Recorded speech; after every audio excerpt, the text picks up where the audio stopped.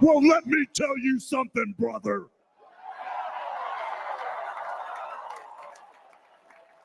You know something? When I came here tonight, there was so much energy in this room. I felt maybe I was in Madison Square Garden getting ready to win another world title. Or maybe I thought the vibe was so intense, the energy was so crazy, it felt like maybe I was going to press that no good stinky giant over my head and slam him through the mat, brother. But what I found out was I was in a room full of real Americans, brother. And at the end of the day, with our leader up there, my hero, that gladiator, we're gonna bring America back together, one real American at a time, brother.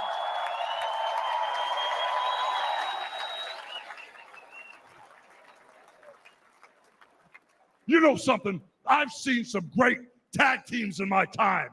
Hulk Hogan and, ooh, yeah, the Macho Man Randy Savage. But you know something? I see the greatest tag team of my life standing upon us, getting ready to straighten this country out for all the real Americans.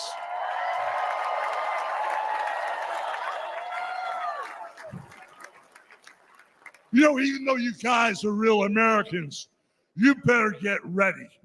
Because when Donald J. Trump becomes the president of the United States, all the real Americans are going to be nicknamed Trumpites. Because all the Trumpites are going to be running wild for 4 years. So with the power of Donald J. Trump and all the Trumpites running wild, America is going to get back on track. And like Donald J. Trump said, America is going to be great again.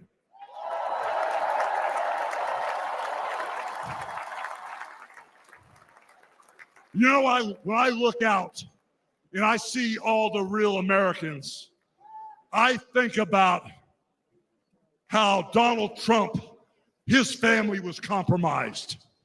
When I look out there and I see Donald Trump, I think about how his business was compromised.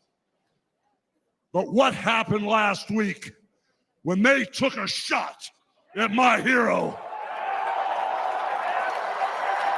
and they tried to kill the next president of the United States? Enough was enough. And I said, let Trumpomania run wild, brother. Let Trumpomania rule again. Let Trumpomania make America great again.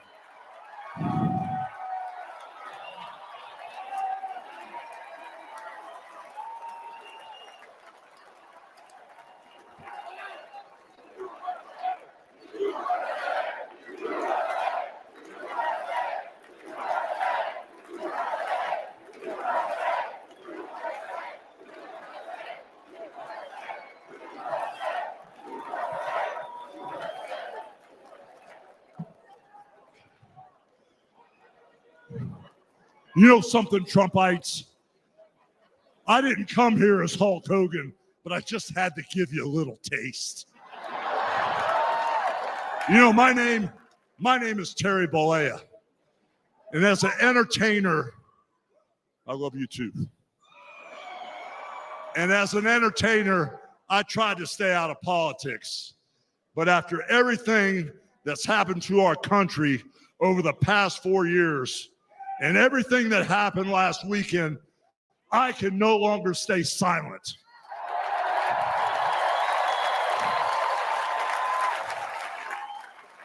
I'm here tonight because I want the world to know that Donald Trump is a real American hero.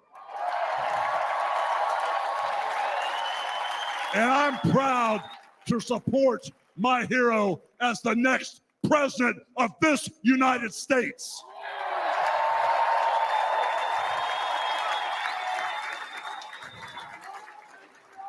You know, guys, I've known Donald Trump for over 35 years. You know, hold on a second, hold on. I just had a flashback. Man. This is really tripping. You know, the last time I was up on stage, Donald Trump was sitting at ringside at the Trump Plaza. I was bleeding like a pig, and I won the world title right in front of Donald J. Trump. And you know something? He's going to win in November, and we're all going to be champions again when he wins.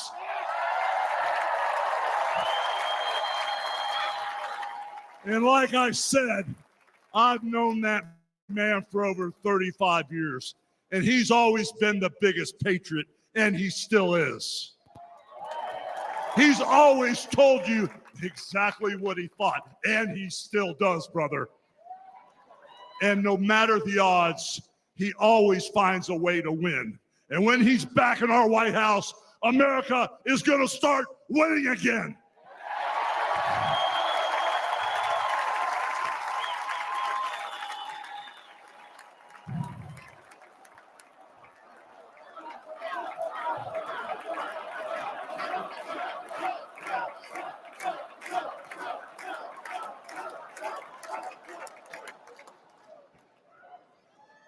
You know, guys, over my career, I've been in the ring with some of the biggest, some of the baddest dudes on the planet. And I've squared off against warriors, savages. And I've even, like I said, body slammed giants in the middle of the ring. And I know tough guys. But let me tell you something, brother. Donald Trump is the toughest of them all.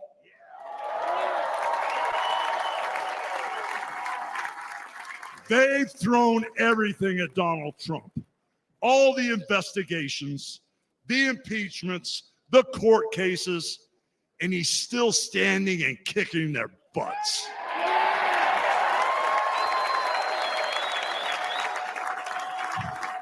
You know, we never had it better than the Trump years. Back then, we had a thriving economy. We had strong borders. We had safe streets. We had peace and respect around the world. But then we lost it all in a blink of an eye. Crime is out of control. The border is out of control. The price of food and gas and housing is out of control. And the only person who can clean this up is Donald Trump.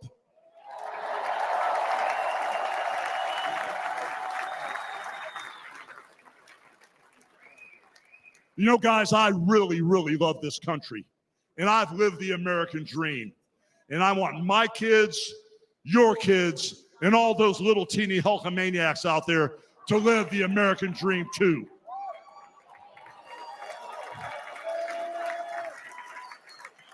This November, guys, we can save the American dream for everyone. And Donald Trump is the president who will get the job done. So all you criminals, all you lowlifes, all you scumbags, all you drug dealers, and all you crooked politicians need to answer one question, brother. What you gonna do when Donald Trump and all the Trumpomaniacs run wild on you, brother? God bless you, and thank you.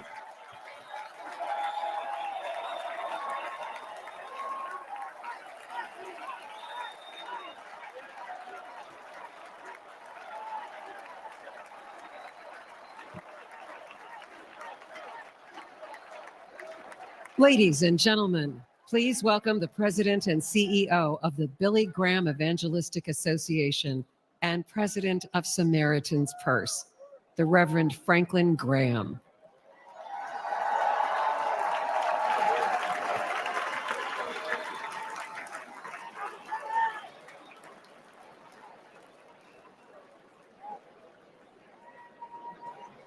Good evening. I've got the hardest job tonight. I have to follow Hulk Hogan.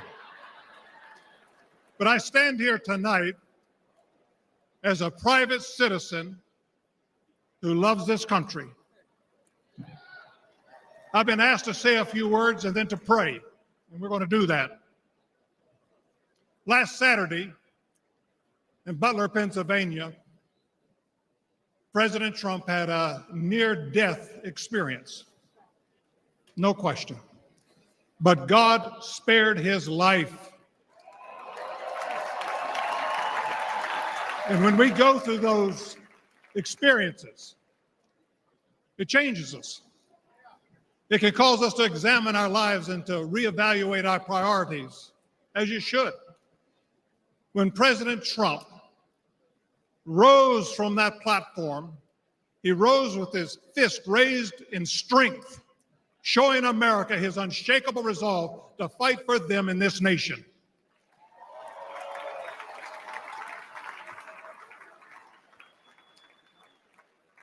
I cannot explain why God would save one life and allow another one to be taken.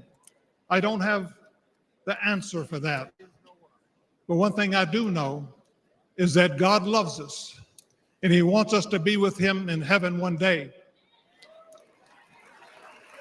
And that's through faith in his son, Jesus Christ.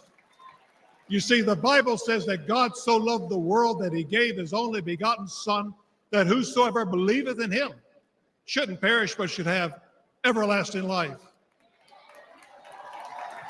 For as long as I've known the President Trump, I've found him to be a man of his word. Things that he said he'll do, he did. When he told me and our country in 2016 that he was going to appoint conservative justices, guess what? He did. In 2016, he said he would defend religious liberty. And guess what? He did. In 2019, I was with him at the United Nations when the first president of history of this country stood there to advocate for religious liberty worldwide.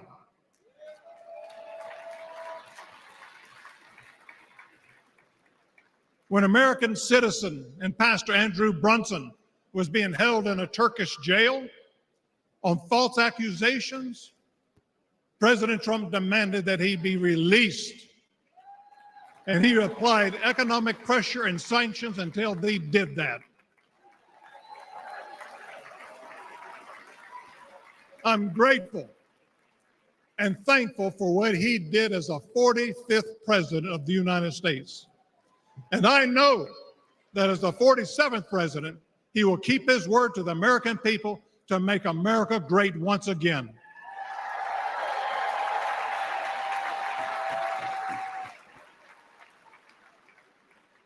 It's an honor for me to be asked to pray for Donald Trump this evening.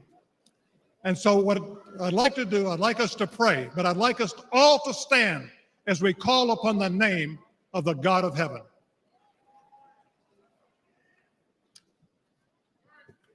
Our Heavenly Father, we come before you this evening with grateful hearts. Thank you for saving the life of President Donald J. Trump. In his own words, it was you and you alone who saved him. We pray for the others that were injured on Saturday, for the family who lost their loved one. Put your loving arms around them. Comfort them, and may they sense your presence. We stand before you tonight. We say thank you for the provisions you have given to the United States of America. You have blessed this country more than any country in the world. Sadly, as a nation, we have forgotten who is responsible for all the freedoms, the liberties, and the bounty that we enjoy. It has all come for you. Thank you. This evening, our nation is in trouble. We're divided politically, racially, economically, with millions of people seeking refuge and hope in our dry and thirsty land. You're the only one who can fix the complexity of the problems that we face today. We pray for President Trump, that you would give him wisdom, strength, and a clear vision for the future of this nation and the task that is at hand. Continue to protect him from his enemies. I pray that you would surround him with men and women who will give him sound counsel and guidance. We pray for Melania, for Barron, and for all the President Trump's children and grandchildren.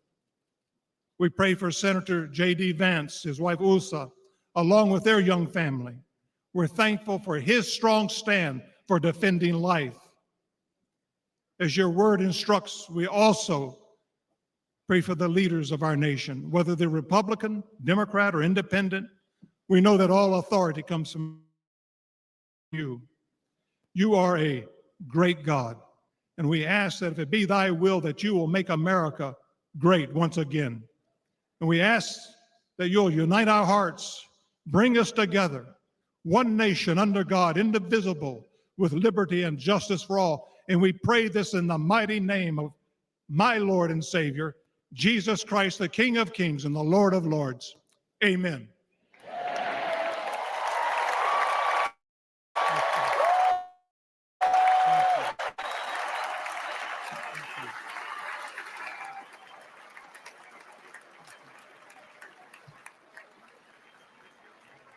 Ladies and gentlemen, please welcome businessman and executive vice president of the Trump Organization, Eric Trump.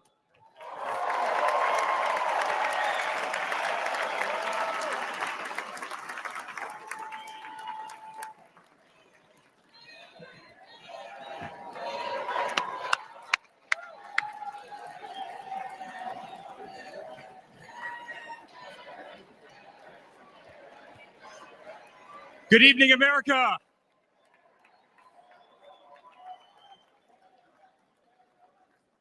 Eight years ago, my father sat our family down. He spoke of a nation in decline, of dreams slipping away, of a future endangered by failed leadership and broken promises. It was in that moment I knew my father had made a decision that would forever change our lives. We realized he had chosen to step into the arena, to fight for the soul of America. He had decided to leave behind the comforts of an unbelievable business empire, to leave behind everything he had ever built, to answer the call to serve our nation. Unlike his predecessor, it was not a decision born out of necessity. Unlike the current president, it was not a decision that would enrich his family. Rather, it was a decision made out of love for this country and a deep concern for America's future.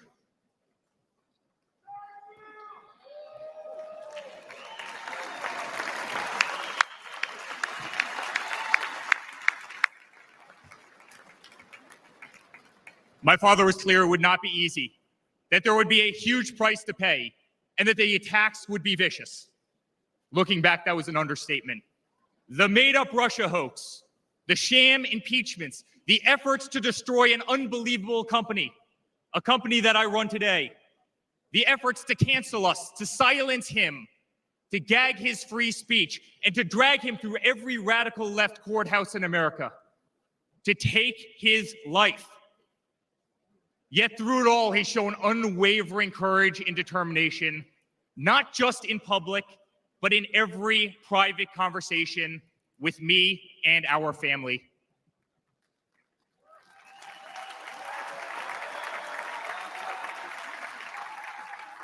He stood tall, fueled not by personal ambition, but by a profound love for this country and a love for all of you, the American people.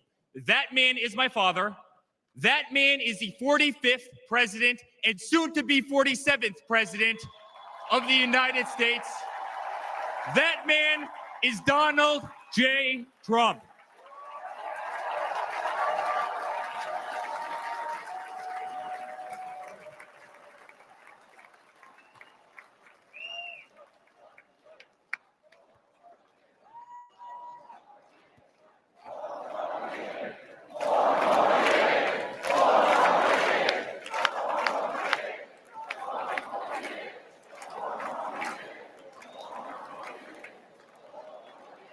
Each time I've stood on this stage, America has been at a dire crossroads. In 2016, many people began to doubt the promise of America. Our economy was struggling. Jobs were scarce. Our standing on the world stage was weak at best. Veterans were forgotten. Our military was in shambles. Our educational system was broken, ranked 30th in the world. He could no longer tolerate an inept administration that handed $150 billion to Iran, a country that chants death to America, or witness the continued attacks on our Constitution and our religious liberty, or see the disrespect shown to our unbelievable law enforcement officers who are being disarmed, defunded, persecuted each and every day. He could no longer stand to see words like Christmas stripped from public use or the Pledge of Allegiance removed from our schools. But my father saw potential where others saw despair. Donald Trump built the New York City skyline. He did so during a time when businesses were turning away from the city he loved. Crime was rampant. The streets were dirty, but he had the Midas touch, and he turned those streets and neighborhoods into gold. He faced every challenge with tremendous vision and grit. As he did during the 2016 election, he rolled up his sleeves. He remained unapologetic. He did not care to be politically correct.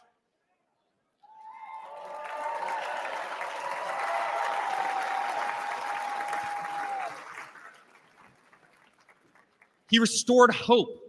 He restored a voice to millions of Americans who had been ignored. He restored the American dream. Under my father's leadership, the economy climbed to record heights. Jobs were created at an unthinkable pace. Unemployment reached historic lows across all demographics. Wage growth soared. He cut taxes for hardworking families and businesses. He slashed regulations. We saw the greatest 401k increase in American history.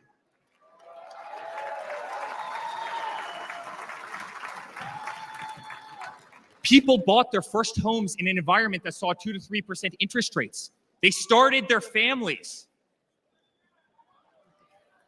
My father made the United States energy independent with the lowest gas prices in decades.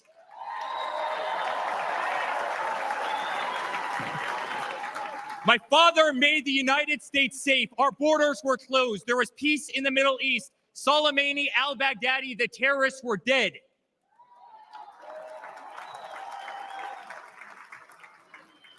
My father made the United States respected again, with the courage to walk into countries like North Korea, with the courage to impose tariffs on China, and with the courage to tear up trade deals that cost Americans their jobs.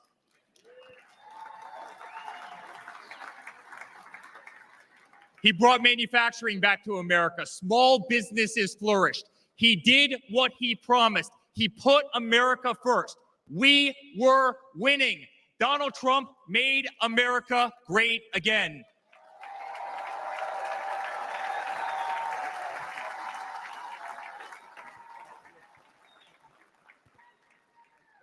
But he also created a movement that threatened the special interests in the political elites, a movement that cast a bright light on the institutions weaponized against the American people.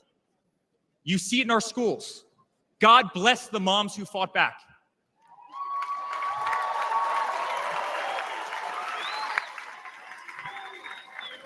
You see it in your workplace. You see it on every news station, in every newspaper. You see it in the military. The most iconic military installations on planet Earth are stripped of their identity and renamed. Fort Bragg, Benning, Fort Hood. You see it in Hollywood. You see it in our two-tier judicial system. They don't even hide it anymore. My father has been censored. The former president ripped off Twitter, Instagram, and Facebook while terrorist organizations remain intact. My father has persecuted, targeted by far-left Democrats, funded by special interest groups, and handpicked judges. My father has been pulled off the ballots of states, radical justices attempting to defy the will of millions of Americans who adore who he is and what he stands for. My father even became the target of an assassin who almost killed America's single greatest hope for our future. The swamp is terrified of this incredible movement. They're terrified of it. They're terrified of you and the tens of millions of people watching us on TV right now. They've tried everything to keep him from you, everything, to destroy his legacy, to destroy his family. They have failed, and they will not win.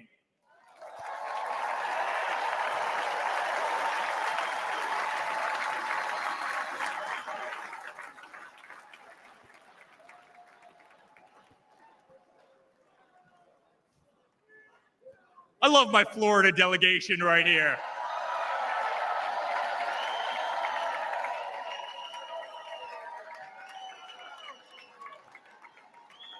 Thank you.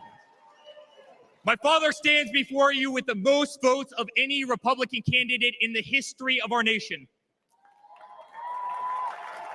He has defied the predictions of every political pundit. He fills stadiums across our country. He energizes Americans to the issues facing this nation and does so with unvarnished honesty. He is not a threat to democracy. He is a threat to those who despise our republic, many whom are bought and sold, bribed and coerced, people who have never signed the front of a check and who have been dependent on the government their entire adult lives.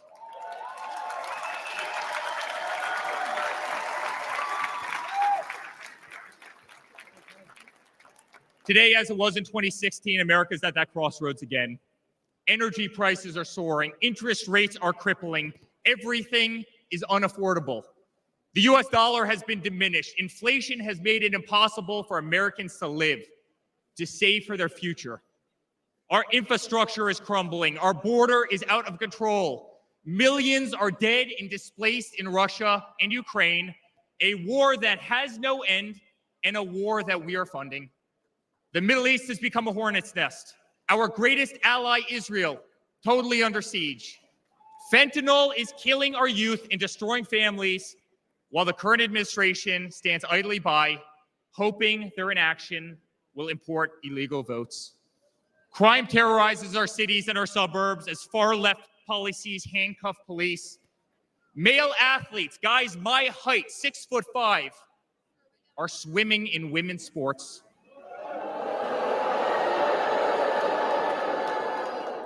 Destroying the dreams of young girls who have trained every minute of their lives. We no longer trust our elections. We no longer trust our judicial system, and we no longer believe that our government is working in our best interest.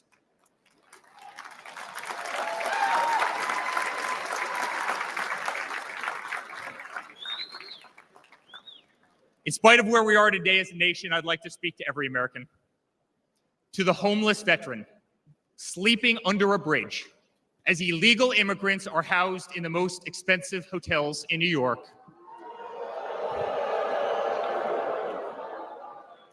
I'm sorry.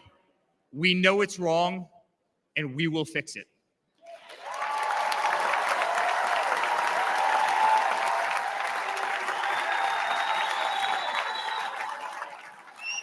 To the single mother who can no longer afford her rent, afford groceries, and has been forced to work 3 jobs. I'm sorry, it does not have to be this way. To the parents who lost a son or daughter to fentanyl, including the incredible woman that spoke the other night, while an administration does absolutely nothing. I'm sorry, your government can do so much better, and it will.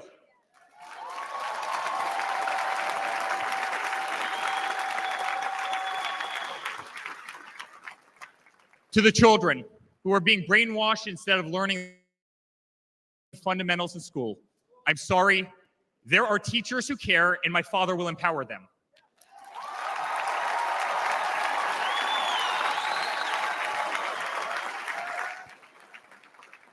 To the law enforcement officers, our brave border patrol, Secret Service agents who work every single day to protect our communities, knowing damn well that the system will throw you under the bus, I'm sorry. We will stand behind you.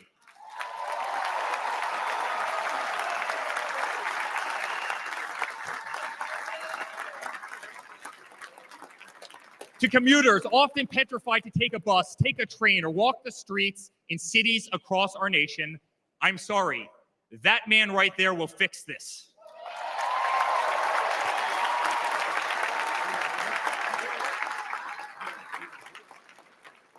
To the construction workers, to the middle-class families, to the families with children with disabilities, families who can no longer afford medical benefits or to take a vacation, I'm sorry, we will make America great again.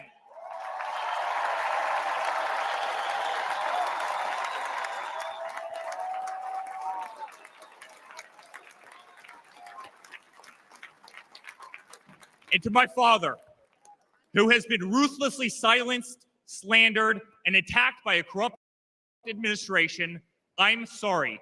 We know, and America knows, that they're not just after you, they're after all of us, and you just happen to be standing in their way.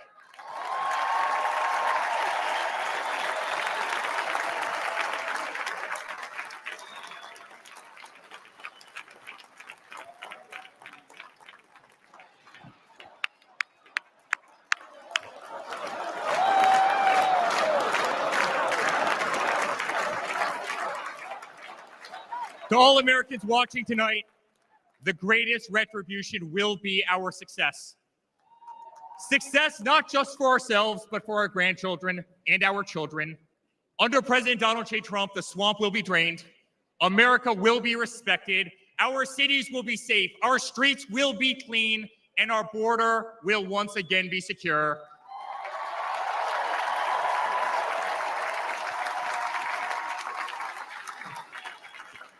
We will have peace. We will have prosperity. Your hard-earned tax dollars will enrich a better America, not be squandered in corrupt foreign nations. Education will be handed back to the states. We will no longer be 30th in the world. We will be first.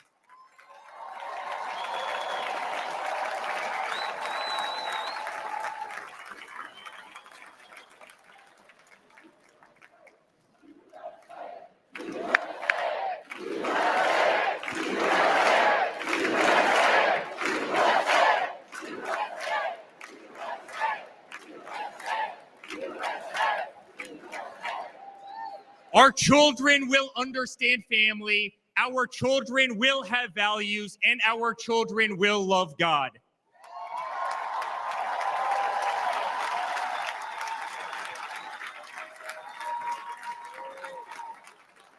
Our country will prioritize free speech, respect freedom of religion, and honor our Constitution.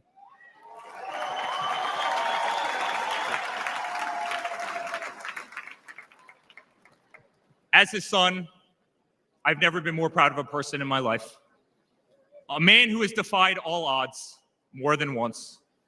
A man who believed in the promise of America when others turned away. A man who saw a nation in need of a champion and answered that call with unwavering determination and courage.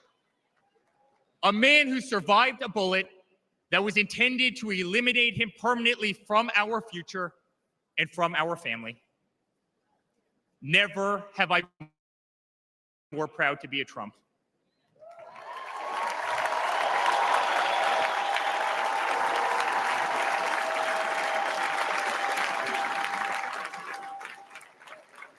Never have I been more proud to stand by my father's side. I remain incredibly honored to be part of this journey, a journey with all of you, a journey to save the greatest country on earth, a journey with the most incredible people I have ever met. Dad, 5 days ago, Laura, Luke, Carolina, and I held our breath as we saw blood pour across your face. By the grace of God, divine intervention, and your guardian angels above, you survived.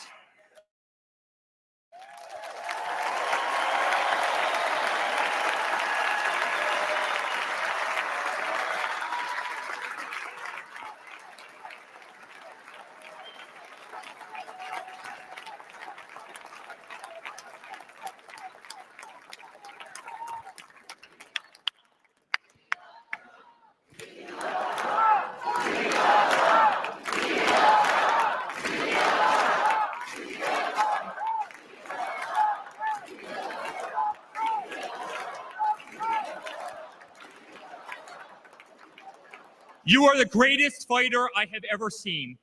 You are strong, you are full of life, and you are unapologetic. Your optimism is contagious. Your backbone is unbreakable. Your conviction to fight for what is right and against all that is wrong is truly next level.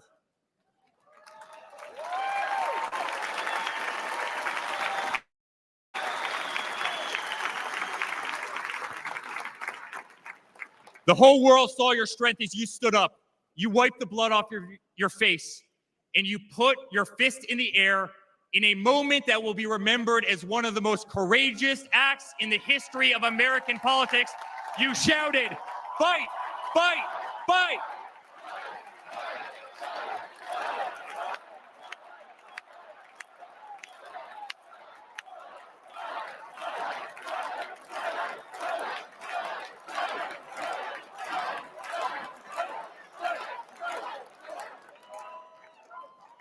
I'm honored to be your son. I'm honored to speak to our great nation tonight. You are a true leader. You epitomize strength. Our country loves you. Our country appreciates you. Our country misses you. And on November 5th, our country will re-elect you as the 47th President of the United States of America. Good night, Milwaukee. God bless you all.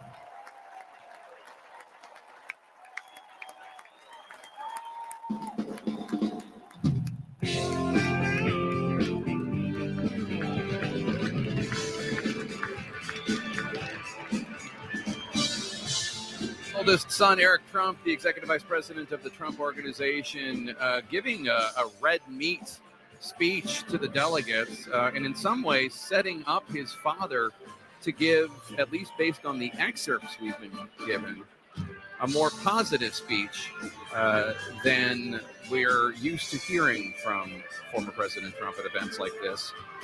Dan Abash, we have from these excerpts, and Chris Wallace and Casey Hunter with me here too as well, Donald Trump saying that the discord and division in our society must be healed.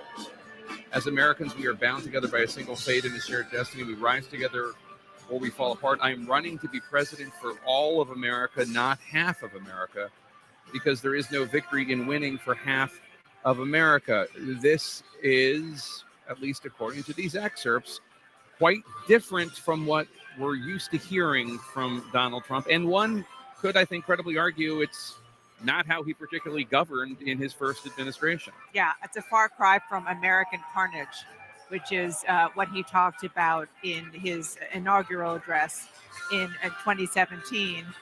And yes, he clearly did change the speech as he promised he would. It seems as though his old speech was just reworked for his son. Yeah, Trump. Eric giving a speech that was a list of grievances. It was very dark.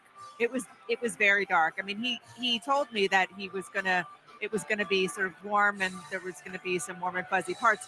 That did happen at the end, but before we got to warm and fuzzy, there was a lot of dark and stormy, and it was pretty grievance filled.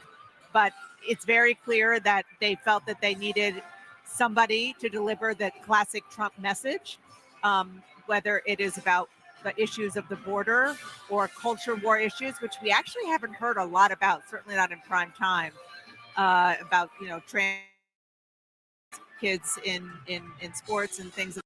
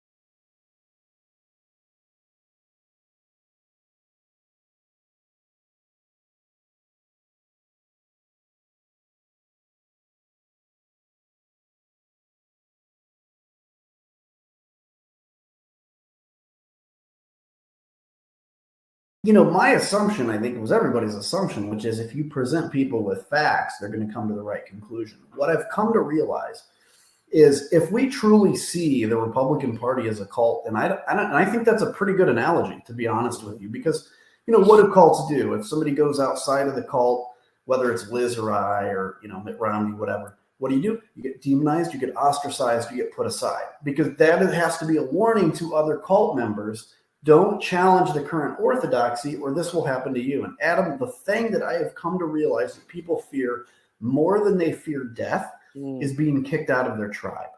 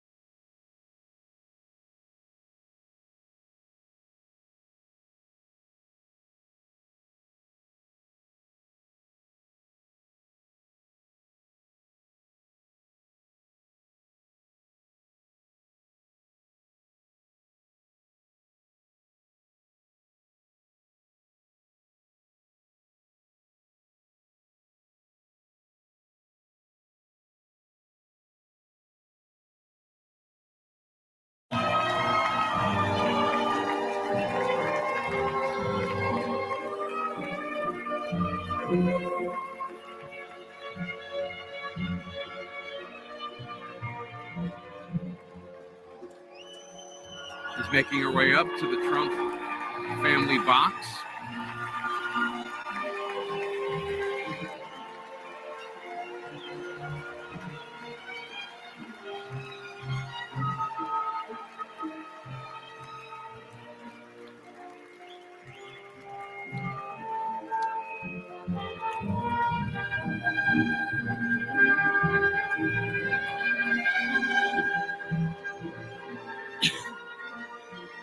She is next to her husband's new running mate, Senator J.D. Vance, Republican of Ohio, the vice presidential nominee.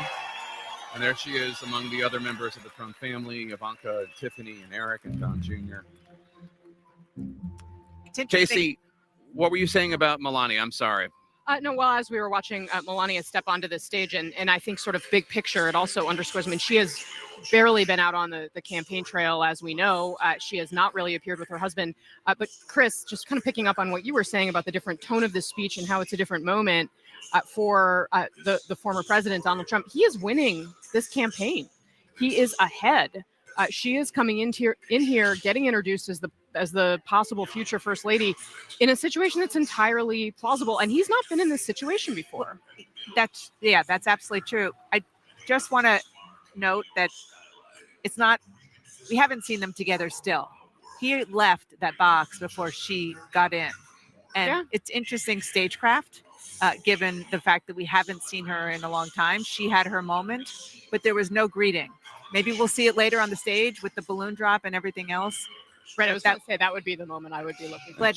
She did issue a statement after the attempt on her husband's life, in which she said, quote, "When I watched that violent bullet strike my husband, Donald, I realized my life and Barron's life were on the brink of devastating change." And she went in to say, "A monster who recognized my husband as an inhuman political machine attempted to wring out Donald's passion, his laughter, ingenuity, love of music, and inspiration. The core facets of my husband's life, his human side, were buried below the political machine. Donald, the generous and caring man who I have been with through the best of times and the worst of times." A very personal statement, the kind of thing we're not really used to hearing from the First Lady, and we are not actually going to hear from her this evening, as far as we know. Anderson? To come out, then Dana White, and then introducing the former president, Donald Trump, for his remarks. I mean, one of the things, Scott Jennings, that clearly stands out is the use of non-traditional folks here at the convention.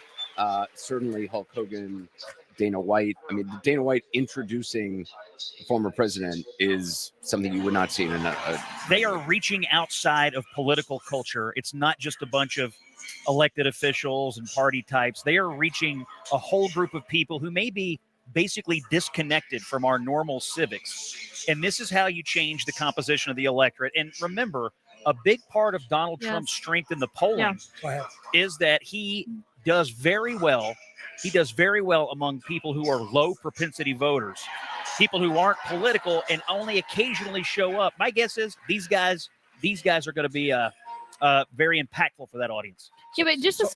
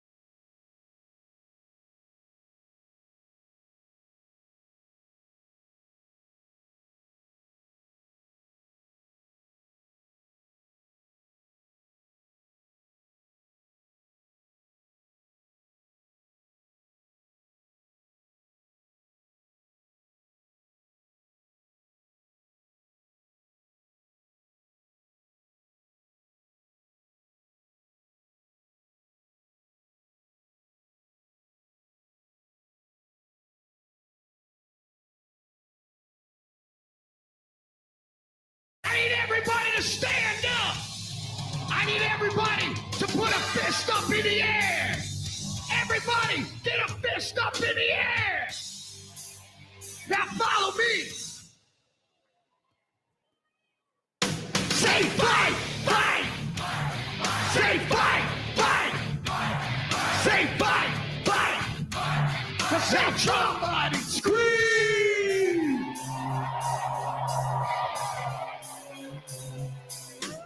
The devil without a cause. I'm back with the beaver hats and Ben Davis slacks. 30-pack of stroll, straight rock and roll. No Rogaine in the propane flow. The chosen one, I'm the living proof. With the gift to gab from the city of truth. You know I jab, stab, and knock critics back. And I did not stutter when I said that. I'm going platinum, selling rhymes. I went platinum 7 times. Still they ill and want to see us fry. I guess because Cause only God knows why. Why? Oh, they call me cowboy. I'm the singer of black. Throw a fist in the air. Let me see where you at. Say fight. Say fight. Say fight. I say Trump.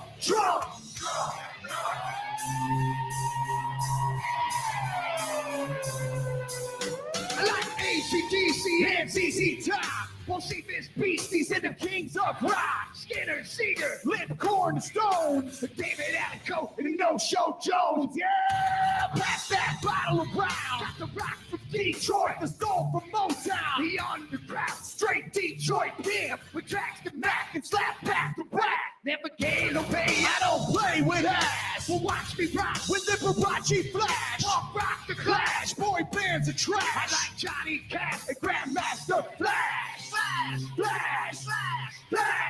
Oh, they call me cowboy. I'm a singer of black. Throw a fist in the air. Let me see where you at. Say fight.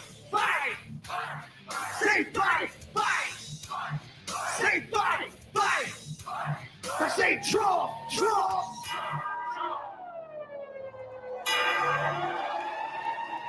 I'm an American badass. Watch me kick. You can roll and rock, or you can. I'm the ultimate. I'm like Amazing Grace. I'm on rock and roll. Let me rock this place. All super fly. Living double wide. Psychon fly. The big dot you ride. Bill sack to share. Bringing flash to flare. Like a long hair swinging middle finger in the air. Snakeskin boots 65 Chevelle. See me riding sin and hit a rebel yell. I won't live to tell. So if you do, rock for freedom and rock for truth. Who knew I'd blow like Oklahoma, Florida, Georgia, Arizona. Smell the aroma and check my hits. I know a stinks in here, cause Trump's the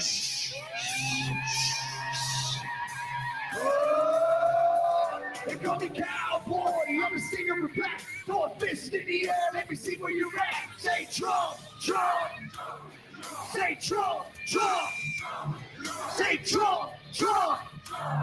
Say Trump. I need to hear you louder than that. One more time. I'm a cowboy, badass and black. You singing Trump. From side to side, from front to back. Come on, Trump. I put Detroit City back on the map. We singing Trump. Kid Rock's in the house. This is where I'm at. Ladies and gentlemen, get ready for the most patriotic American badass on earth, President Donald J. Trump. But first, another American badass, my brother, Dana White. God bless America.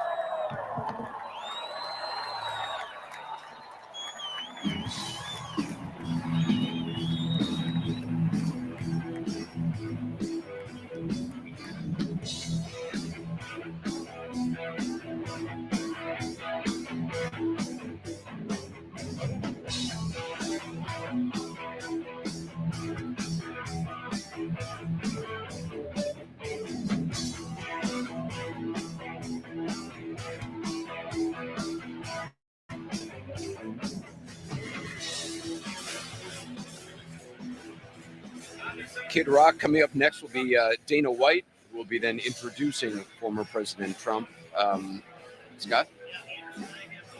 And David was talking about him earlier. We've had a chance to review a pretty good chunk of Donald Trump's speech. And, you know, Axe, I hate to be the I told you so guy, but if you read this and Donald Trump delivers it, he is going to rise to the occasion tonight that he has been given by this convention to address the American people about unity.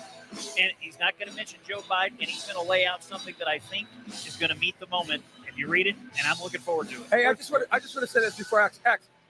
I'm sitting here. John came over. We're not in Kennebunkport anymore, okay? Yeah. That Kid Rock performance. Yeah. This isn't the 41 presidency. This isn't Mitt Romney's party. This is Donald Trump's party.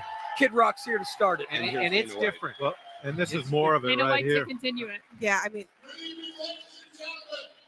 I am Dana White. I am the CEO and president of the Ultimate Fighting Championship. So 2 weeks ago, I got a call from President Trump asking me if I'd be willing to speak tonight. As usual, there was no pressure, no demands.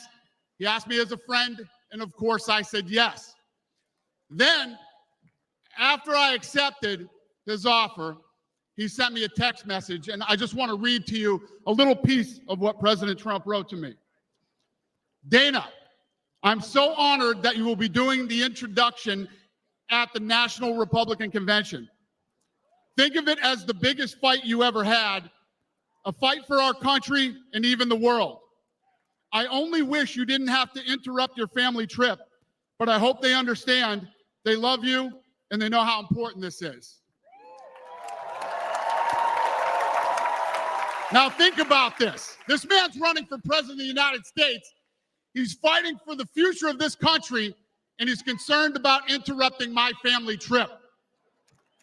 That's the President Trump that I know, a man who truly cares about people. The mainstream media likes to push the narrative that he doesn't care about anyone but himself. I absolutely know that's not the truth because I've been friends with this guy for 25 years. And for the people who know me, they'll know this is true. I just want to make something very clear. Nobody in the Trump campaign has ever told me what to say. Nobody tells me what to say, and I'm nobody's puppet.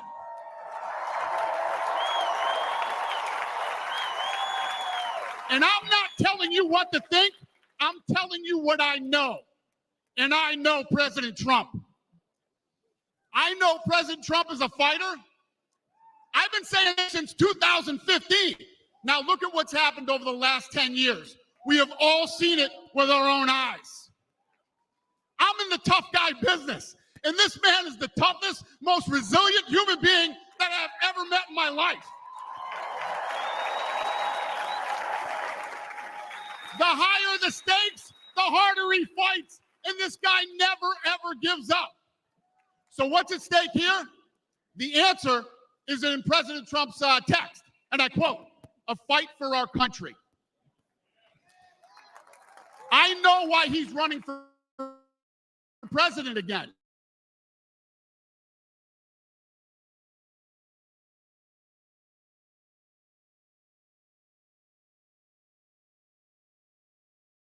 Could possibly achieve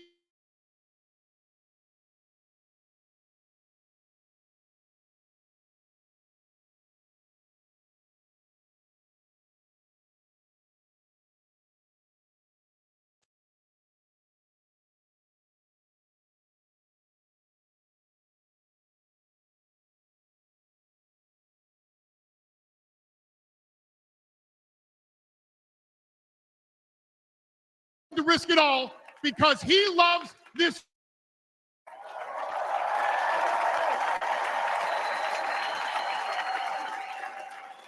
And I know he wants what's best for the American people, all American people. I know he's running for president to save our American dream. I'm living the American dream, and I know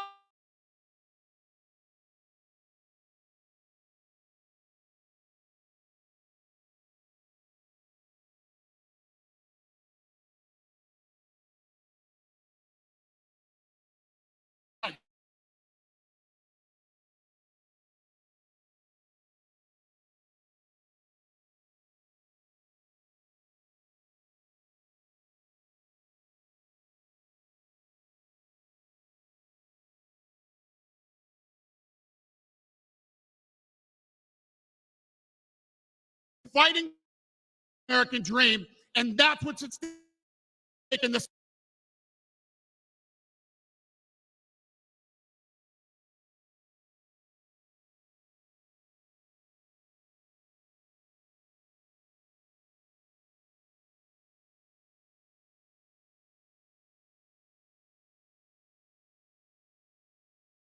Election. We are choosing who we want.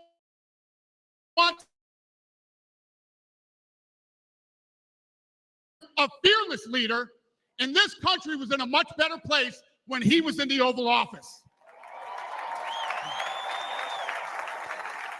In my mind, the choice is clear. But this election, we all get to choose. I know I'm going to choose strength and security. I know I'm going to choose opportunity and prosperity. I know I'm going to choose real American leadership and a real American badass.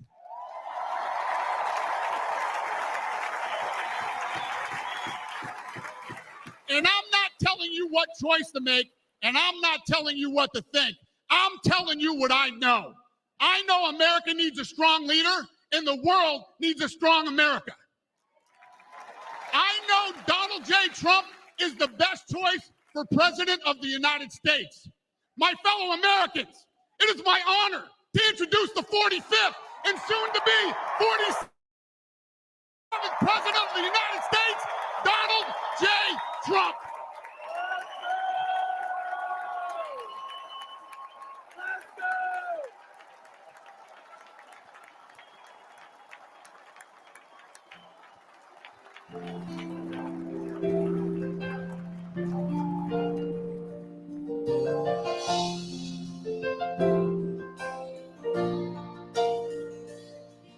If tomorrow all the things were gone, I'd work for all my life, and I had to start again, just my children and my wife.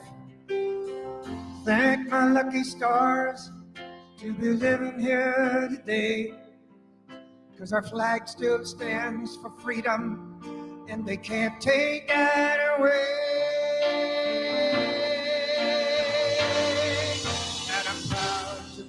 An American, where at least I know I'm free, and I won't forget the men who died, who gave that right to me, and I gladly stand up next to you and defend her still today, 'cause there ain't no doubt I love this land. Sing it. God bless the USA.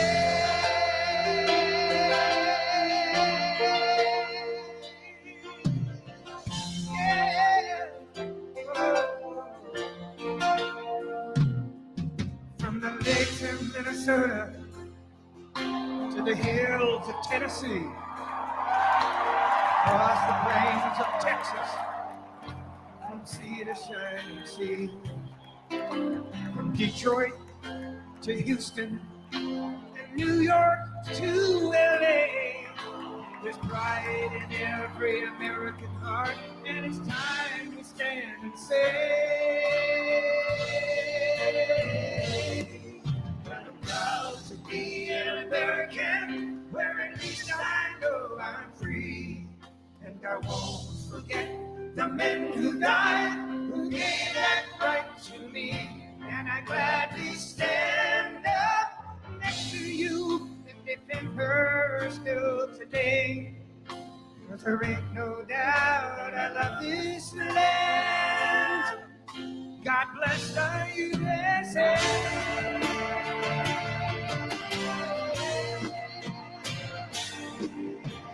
I'm proud to be an American, where at least I know I'm free, and I won't forget the men who died, who gave that right to me, and I gladly stand up next to you and defend her still today, but there ain't no doubt I love this land. God bless the USA.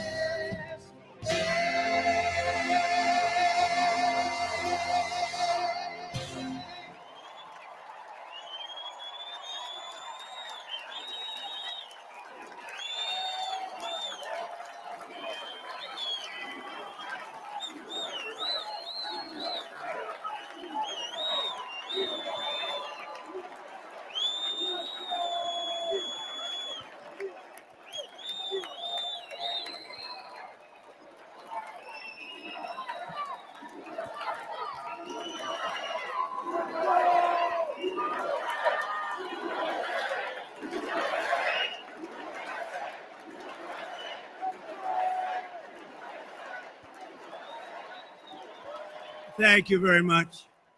Thank you very, very much. Wow. And thank you, Dana. Thank you, Kid Rock, sometimes referred to as Bob. And thank you, Lee, right from the beginning. Thank you very much. What a talent. What a beautiful, beautiful soul. Thank you. Friends, delegates, and fellow citizens, I stand before you this evening with a message of confidence, strength, and hope.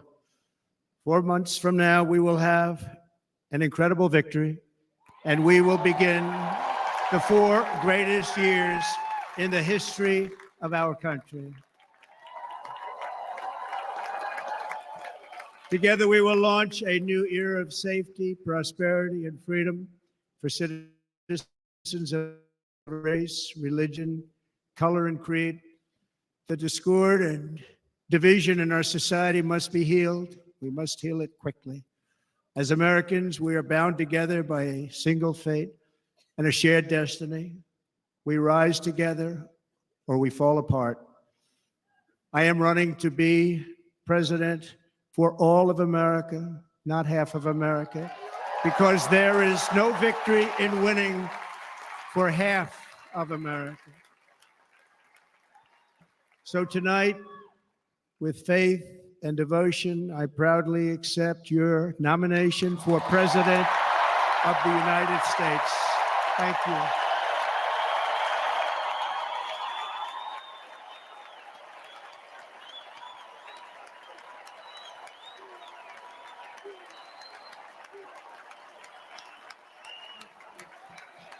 Thank you.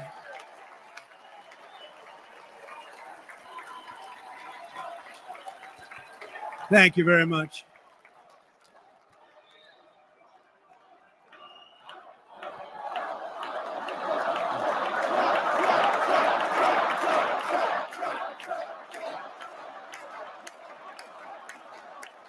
Thank you very much. And we will do it right. Gonna do it right. Let me begin this evening by expressing my gratitude to the American people for your outpouring of love and support following the assassination attempt at my rally on Saturday.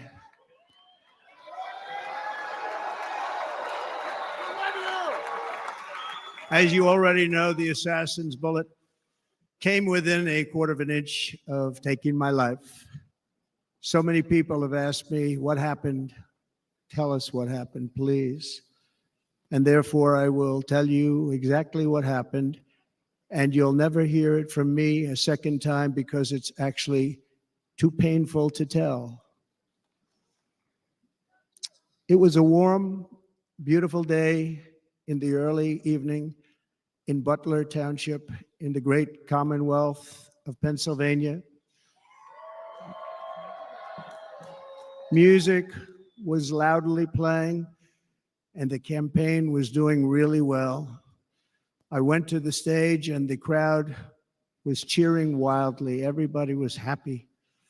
I began speaking very strongly and happily because I was discussing the great job my administration did on immigration at the southern border. We were very proud of it.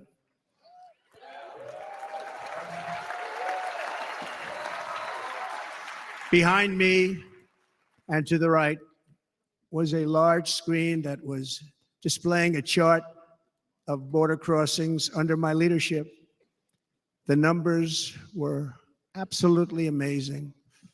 In order to see the chart, I started to, like this, turn to my right and was ready to begin a little bit further turn, which I'm very lucky I didn't do, when I heard a loud whizzing sound and felt something hit me really, really hard on my right ear.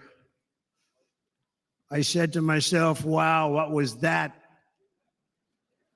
It can only be a bullet. and moved my right hand to my ear, brought it down.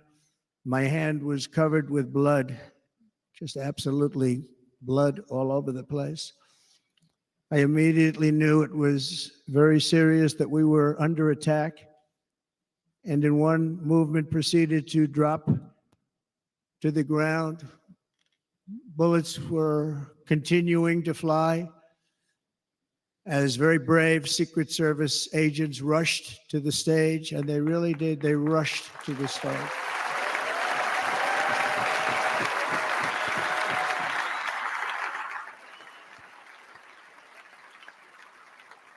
These are great people at great risk, I will tell you, and pounced on top of me so that I would be protected. There was blood pouring everywhere, and yet in a certain way I felt very safe because I had God on my side. I felt that.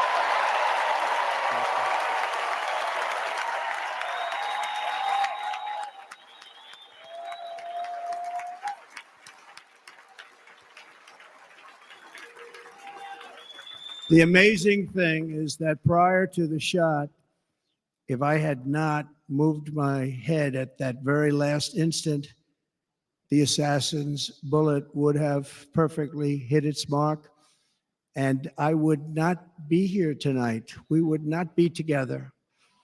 The most incredible aspect of what took place on that terrible evening in the fading sun was actually seen later. In almost all cases, as you probably know, and when even a single bullet is fired, just a single bullet, and we had many bullets that were being fired, crowds run for the exits or stampede, but not in this case. It's very unusual.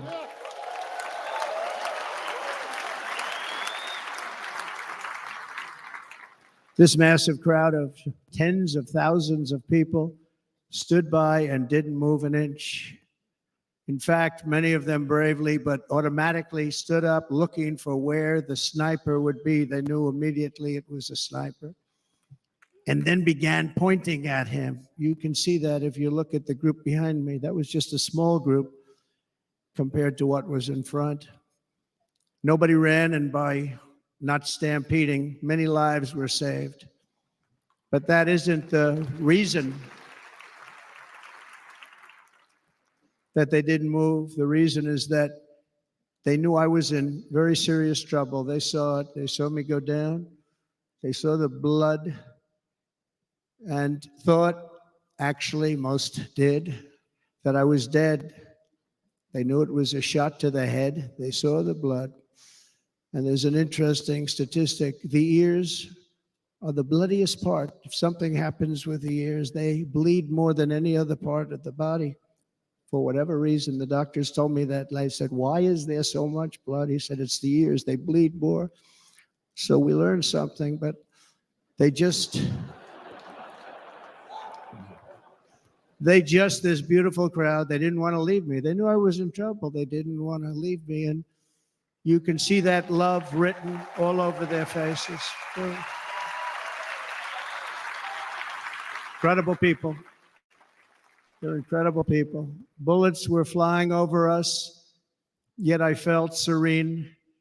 But now the Secret Service agents were putting themselves in peril. They were in very dangerous territory. Bullets were flying right over them, missing them by a very small amount of inches. And then it all stopped. Our Secret Service sniper, from a much greater distance and with only one bullet used, took the assassin's life, took him out.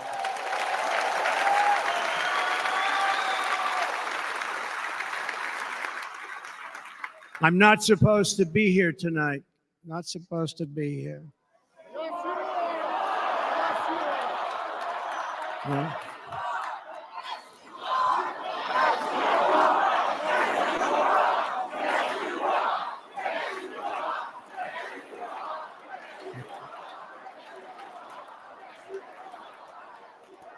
Thank you.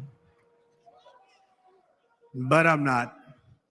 And I'll tell you, I stand before you in this arena only by the grace of Almighty God.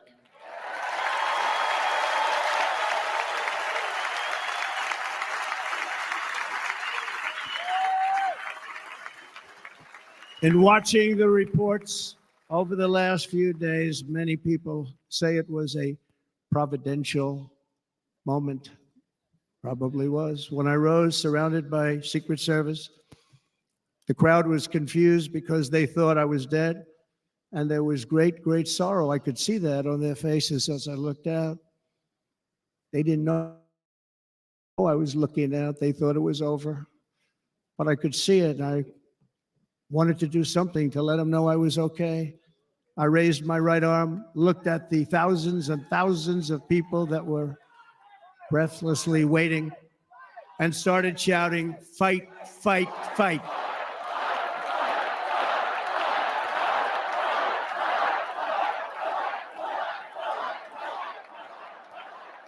Thank you. Once my clenched fist went up, and it was high into the air. You've all seen that. The crowd realized I was okay and roared with pride for our country like no crowd I have ever heard before. Never heard anything like it. For the rest of my life, I will be grateful for the love shown by that giant audience of patriots that stood bravely on that fateful evening in Pennsylvania. Tragically, the shooter claimed the life of one of our fellow Americans, Corey Comparator. Unbelievable person, everybody tells me. Unbelievable. And seriously wounded, two other great warriors. Spoke to them today. David Dutch and James Copenhaver. Two great people. I also spoke to all three families of these tremendous people. Our love and prayers are with them and always will be. We're never going to forget them. They came for a great rally. They were serious Trumpsters, I want to tell you. They were serious Trumpsters and still are. But Corey, unfortunately, we have to use the past tense. He was incredible. He was a highly respected former fire chief, respected by everybody. Was accompanied by his wife, Helen, incredible woman. I spoke to her today, devastated, and two precious daughters. He lost his life selflessly acting as a human shield to protect them from flying bullets. He went right over the top of them and was hit. What a fine man he was.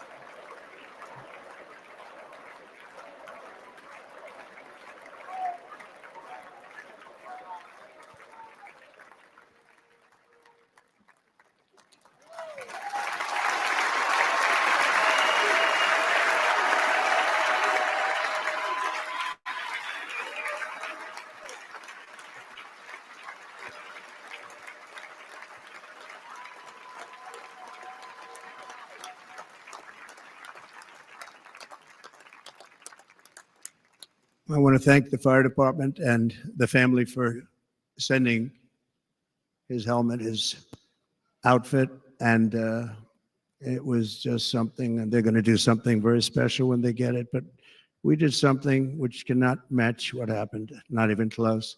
But I am very proud to say that over the past few days, we've raised $6.3 million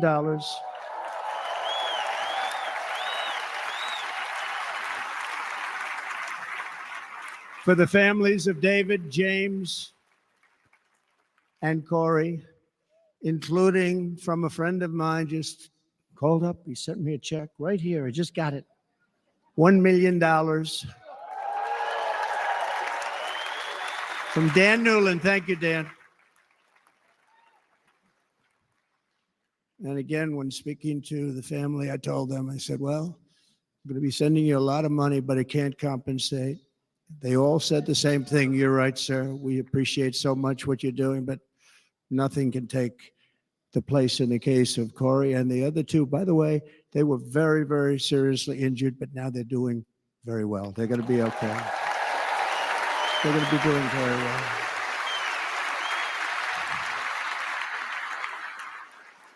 They're warriors. So now I ask that we observe a moment of silence in honor of our friend Corey.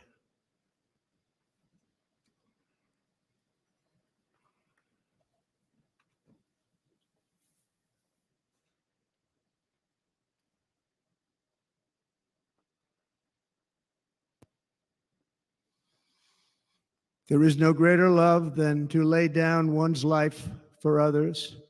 This is the spirit that forged America in her darkest hours. And this is the love that will lead America back to the summit of human achievement and greatness. This is what we need.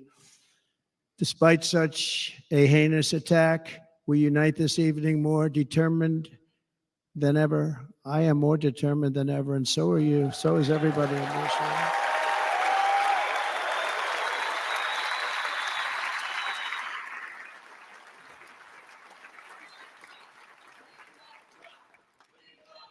Thank you.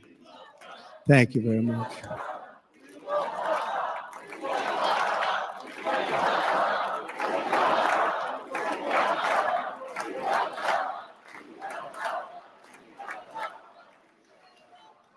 Our resolve is unbroken and our purpose is unchanged to deliver a government that serves the American people better than ever before. Nothing will stop me in this mission because our vision is righteous and our cause is pure. No matter what obstacle comes our way, we will not break, we will not bend, we will not back down, and I will never stop fighting for you, your family, and our magnificent country. Never.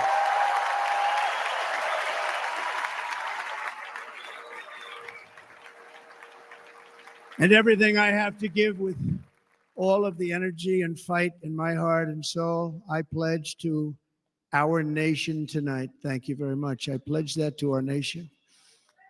We're going to turn our nation around, and we're going to do it very quickly. Thank you.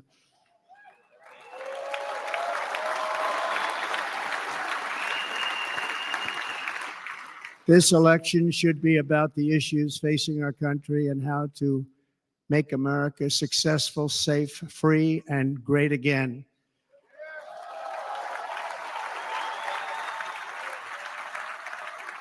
In an age when our politics too often divide us, now is the time to remember that we are all fellow citizens. We are one nation under God, indivisible.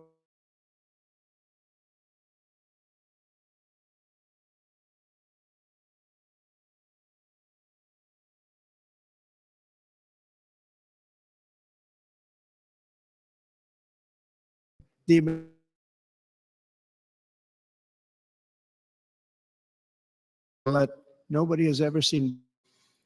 In that spirit, the Democrat Party should immediately stop weaponizing the justice system and labeling their political opponent as an enemy of democracy.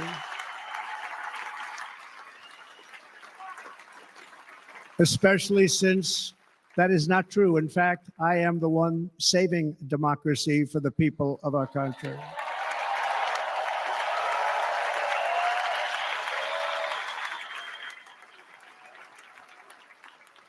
And very big news, as you probably just read, on Monday, a major ruling was handed down from a highly respected federal judge in Florida, Eileen Cannon, finding that the prosecutor and the fake documents case against me were totally unconstitutional, and the entire case was thrown out of court. With all of that publicity, thrown out of court. If Democrats want to unify our country, they should drop these partisan witch hunts, which I have been going through for approximately 8 years, And they should do that without delay and allow an election to proceed that is worthy of our people. We're going to win it anyway, but worthy of our people. On this journey, I am deeply honored to be joined by my amazing wife, Melania.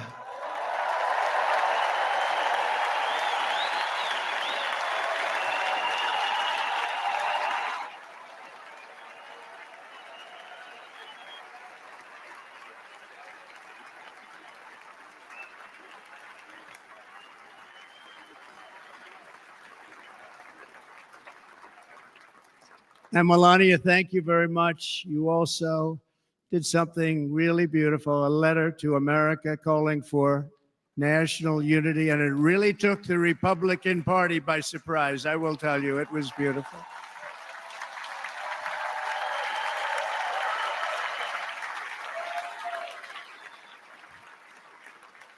In fact, some very serious people said that we should take that letter and put it as part of the Republican platform. That would be an honor, wouldn't it? Right, Mr. Congressman? But it captivated so many. So I also want to thank my entire family for being here. Don, Kimberly, Ivanka and Jared, Eric and Lara, Tiffany and Michael, Barron. We love our Barron.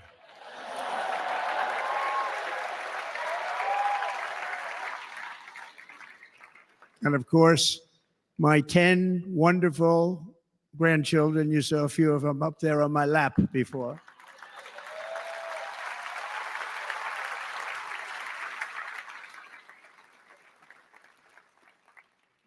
And how good was Dana?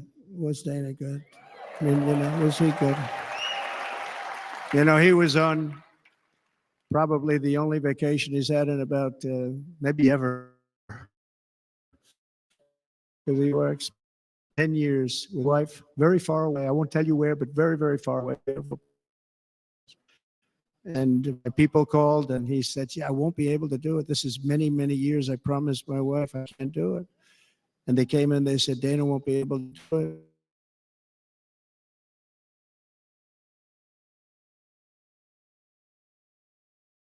And he's away, and that's good.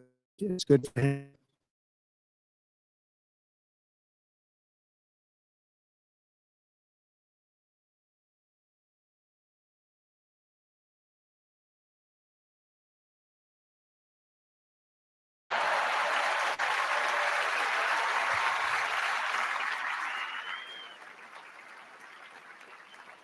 So he got on a plane. He got here a little while ago. Now he's going to get on the plane in a little while, and he's going to go back home to his wife.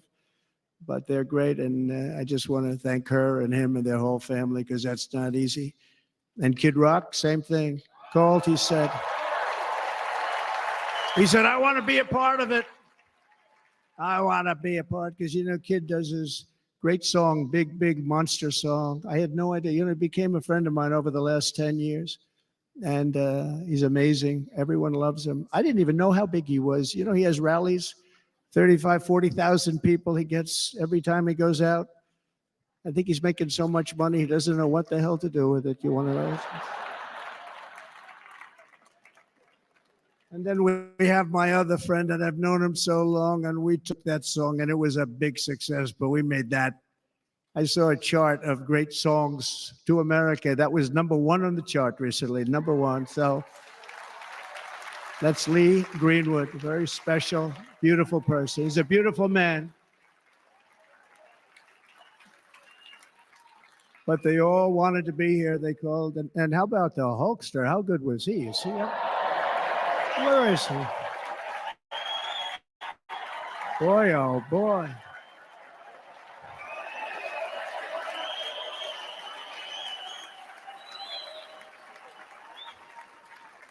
They may call that entertainment. I know about entertainment, but when he used to lift a 350-pound man over his shoulders and then bench press him 2 rows into the audience, I say maybe entertainment, but he is one strong son of a gun. I will tell you, I watched it many times.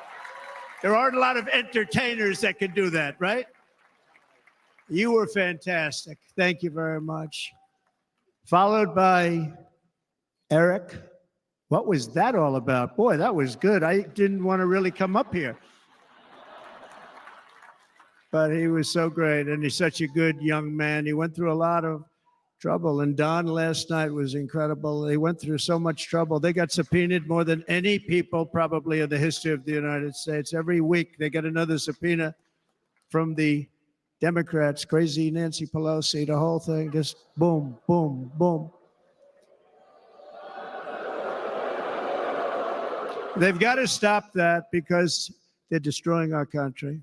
We have to work on making America great again, not on beating people. And we won. We beat them in all. We beat them on the impeachments. We beat them on indictments. We beat them.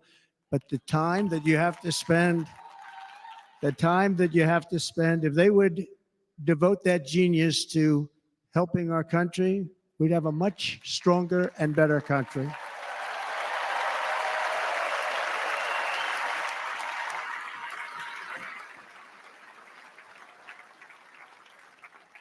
And Jason, the biggest star in country music. Jason, thank you for being here. Jason, thank you very much.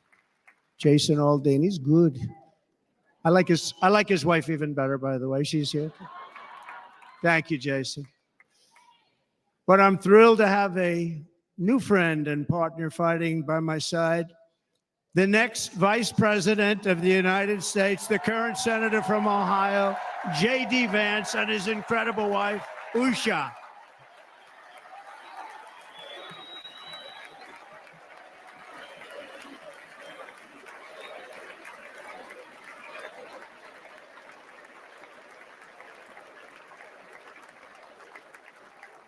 He's going to be a great Vice President. He's going to be great.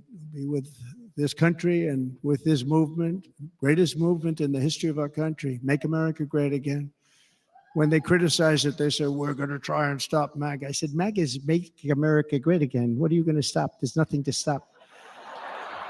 Then they say, oh, that's right. It's very tough to fight it. And all of the people that did try and fight it have failed. But he's going to be with us for a long time, and it was an honor to select him. Great student at Yale. His wife was a great student at Yale. They met at Yale. These are two smart people. So, JD, you're going to be doing this for a long time. Enjoy the ride.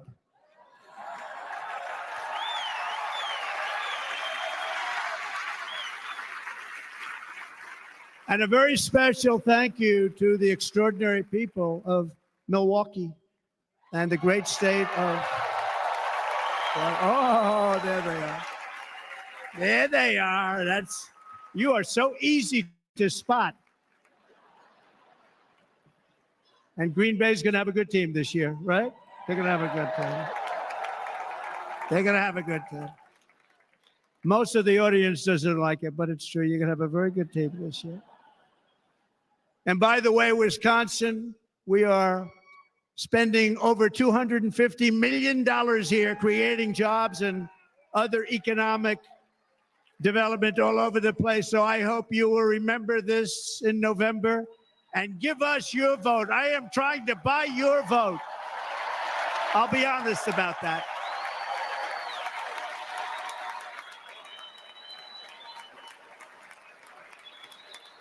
And I promise we will make Wisconsin great again. We're going to make it. Thank you, Mr. Governor. Thank you very much. Thank you. I'm here tonight to lay out a vision for the whole nation, to every citizen, whether you're a young or old man or woman, Democrat, Republican, or independent, black or white, Asian or Hispanic. I extend to you a hand of loyalty and of friendship. Together, we will lead America to new heights of greatness like the world has never seen before. We were right there in the first term. We got hit with COVID. We did a great job. Nobody knew what it was, but nobody's ever seen an economy pre-COVID. And then we handed over a stock market that was substantially higher than just prior to COVID. Coming in, did a great job. Never got credit for that. We got credit for the war and defeating ISIS and so many things, the great economy, the biggest tax cuts ever, the biggest regulation cuts ever, the creation of Space Force, the rebuilding of our military. We did so much. We did so much. Right to try. Right to try is a big deal. We got right to try. They were trying to get that for 52 years. Somebody's terminally ill, and hopefully there's nobody in this audience, but it does happen a lot. They're terminally ill and they can't use our new space age drugs and other things that we are way ahead. We have the greatest doctors in the world, the greatest laboratories in the world, and you can't do it. They've been trying to get that approved for 52 years. Wasn't that easy? The insurance companies didn't want to do it. They didn't want the risk. The labs didn't want to do it because if it didn't work, people are pretty far down the line toward death. They didn't want to do it. The doctors didn't want to have it on their records. So I got everybody into an office. 52 years they tried. Sounds simple, but it's not. And I got them to agree that somebody that needs it will, instead of going to Asia or Europe or someplace, or if you have no money, going home and dying, just die. We got them to sign an agreement, agree to it, where they're not going to sue anybody. They're going to get all of this stuff. They're going to get it really fast. And what's happened is we're saving thousands and thousands of lives. It's incredible. Right to try. It's a great feeling. Under our leadership, the United States will be respected again. No nation will question our power. No enemy will doubt our might. Our borders will be totally secure. Our economy will soar. We will return law and order to our streets, patriotism to our schools, and importantly, we will restore peace, stability, and harmony all throughout the world. But to achieve this future, we must first rescue our nation from failed and even incompetent leadership. We have totally incompetent leadership. This will be the most important election in the history of our country. Under the current administration, we are indeed a nation in decline. We have an inflation crisis that is making life unaffordable, ravaging the incomes of working and low-income families, and crushing, just simply crushing our people like never before. They've never seen anything like it. We also have an illegal immigration crisis, and it's taking place right now as we sit here in this beautiful arena. It's a massive invasion at our southern border that has spread misery, crime, poverty, disease, and destruction to communities all across our land. Nobody's ever seen anything like it. Then there's an international crisis, the likes of which the world has seldom been part of. Nobody can believe what's happening. War is now raging in Europe and the Middle East. A growing specter of conflict hangs over Taiwan, Korea, the Philippines, and all of Asia. And our planet is teetering on the edge of World War III. And this will be a war like no other war because of weaponry. The weapons are no longer army tanks going back and forth shooting at each other. These weapons are obliteration. It's time for a change. This administration can't come close to solving the problems. We're dealing with very tough, very fierce people. They're fierce people. And we don't have fierce people. We have people that are a lot less than fierce, except when it comes to cheating on elections and a couple of other things. Then they're fierce. Then they're fierce. So tonight, I make this pledge to the great people of America. I will end the devastating inflation crisis immediately, bring down interest rates, and lower the cost of energy. We will drill, baby, drill.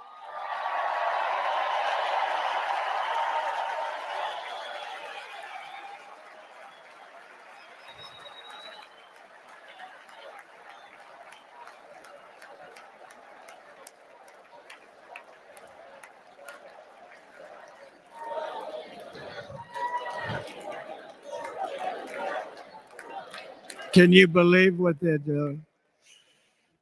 But by doing that, we will lead a large-scale decline in prices. Prices will start to come down. Energy raised it. They took our energy policies and destroyed them. Then they immediately went back to them, but by that time, So much was lost.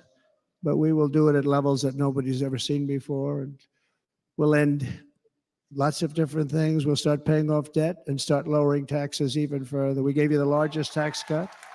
We'll do it more. You know, people don't realize I brought taxes way down, way down. And yet we took in more revenues the following year than we did when the tax rate was much higher. Most people said, how did you do that? Because it was incentive, bringing back billions and billions of dollars into our country. The companies made it impossible to bring it back. The tax rate was too high, and the legal complications were far too great. I changed both of them, and hundreds of billions of dollars by Apple and so many other companies were brought back into our nation, and we had an economy the likes of which no nation had ever seen. China, we were beating them at levels that were incredible. And they know it. They know it. We'll do it again, but we'll do it even better.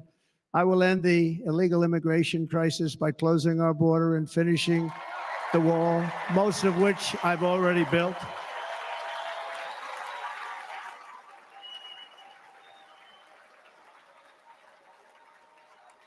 On the wall, we were dealing with a very difficult Congress. And I said, oh, that's okay. We won't go to Congress. I call it an invasion.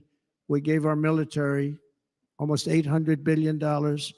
I said, I'm going to take a little of that money because this is an invasion. And we built, most of the wall is already built. And we built it through using the funds because what's better than that? We have to stop the invasion into our country that's killing hundreds of thousands of people a year. We're not going to let that happen. I will end every single international crisis that the current administration has created, including the horrible war with Russia and Ukraine, which would have never happened if I was president, and the war caused by the attack on Israel, which would have never happened if I was president. Iran was broke. Iran had no money. Now Iran has $250 billion. They made it all over the last 2.5 years. They were broke. I watched the other day on a show called Deface the Nation. Has anyone seen it? And they had a congressman who was a Democrat say, well, whether you like him or not, Iran was broke dealing with Trump. I told China and other countries, if you buy from Iran, we will not let you do any business in this country, and we will put tariffs on every product you do send in of 100% or more.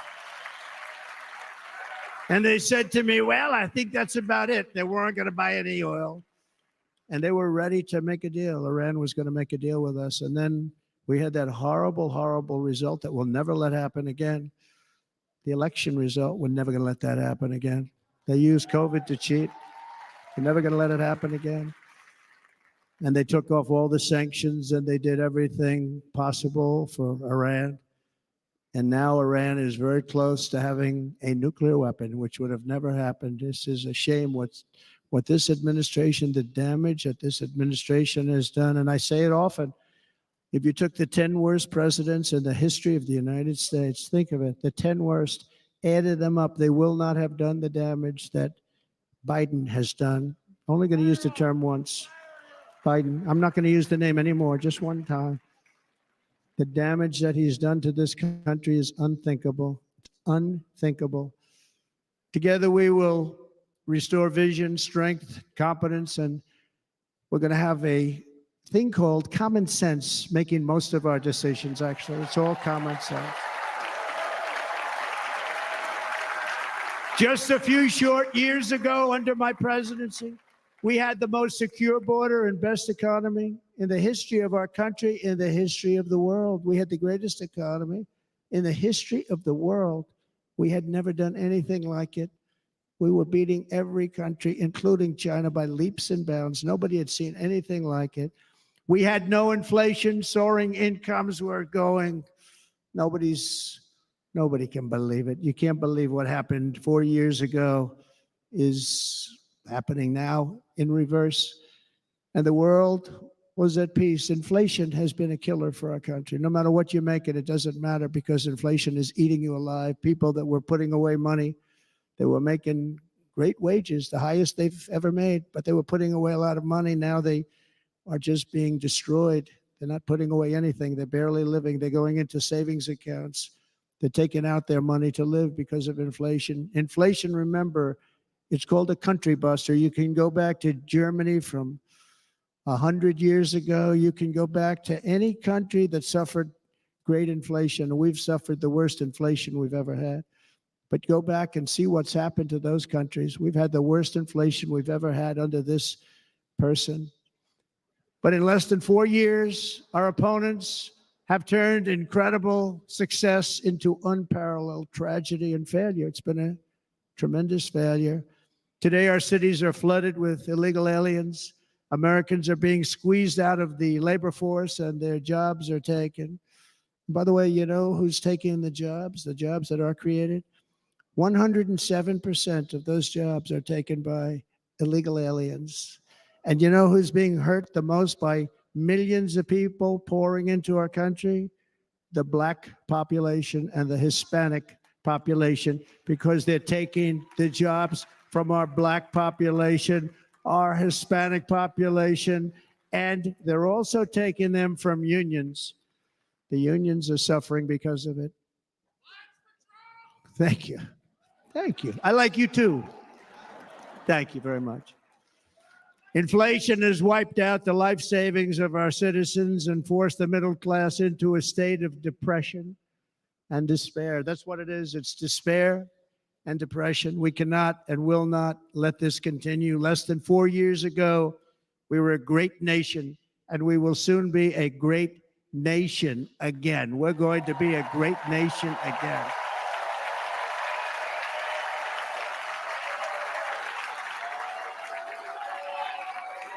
Thank you. With proper leadership, every disaster we are now enduring will be fixed, and it will be fixed very, very quickly. So tonight, whether you've supported me in the past or not, I hope you will support me in the future, because I will bring back the American dream. That's what we're going to do. You don't even hear about the American dream anymore. With great humility, I am asking you to be excited about the future of our country. Be excited. Be excited.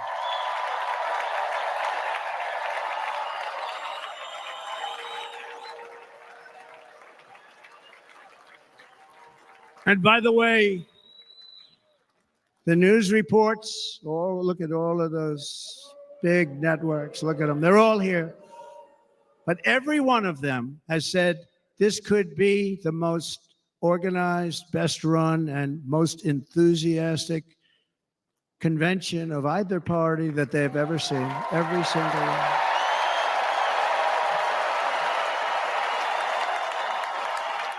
And it's true. It's true. And there's love in the room. There's great love in the room.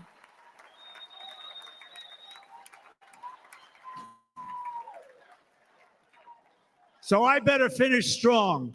Otherwise, we'll blow it. And we can't let that happen. Now, this was great. All of the great people that spoke, and everybody hit a home run. I mean, there's not one that I can think of where I said, oh, gee, that wasn't great. Every single person. I refuse to be the only one. Don't do that to me. They're already getting ready. See, I gave them an idea. Now, this was a great convention. I think we're actually going to go home and miss it. You know, usually with first of all, look at these crowds. You never have this at a convention. Look at these crowds.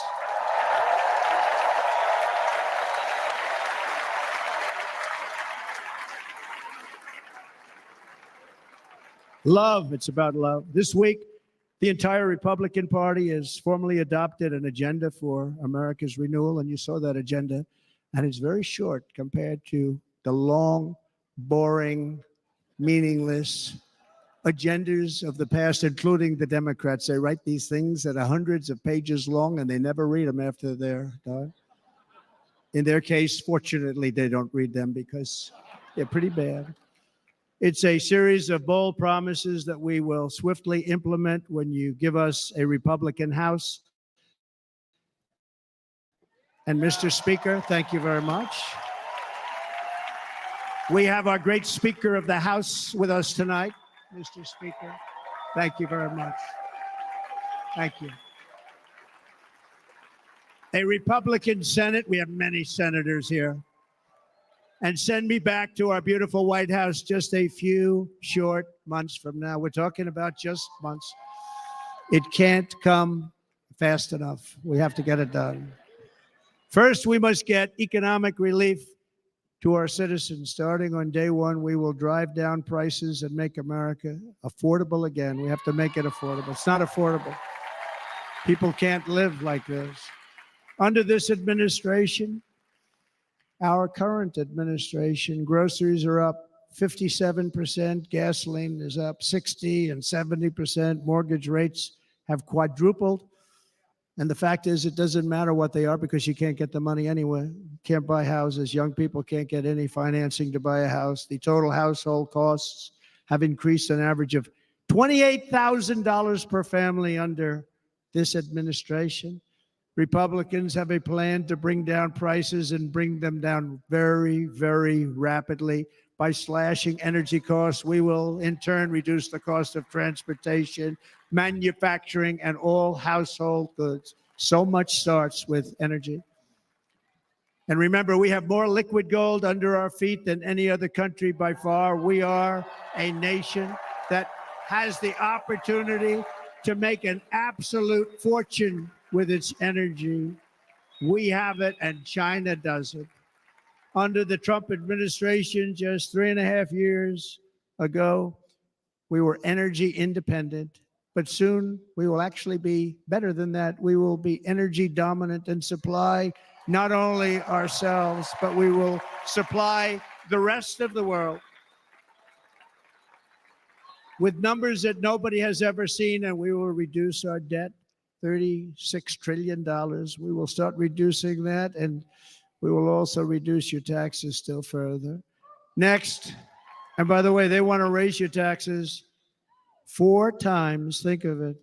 And all my life, I grew up watching politicians. I always loved politics. I guess I was on the other side. I'd watch and they were always talking about, we will give you a tax cut. We will give you a tax cut. My whole life, I was watching, I will give you a tax cut, right, Mr. Congressman? That's all they talked about. This is the only administration that said, we're going to raise your taxes by 4 times what you're paying now, and people are supposed to vote for them? I've never heard it. You're paying too much. We're going to reduce your taxes still further. We gave you the biggest one, as I said. We're going to give you more, and it's going to lead to tremendous growth. We want growth in our country. That's what's going to pay off our debt.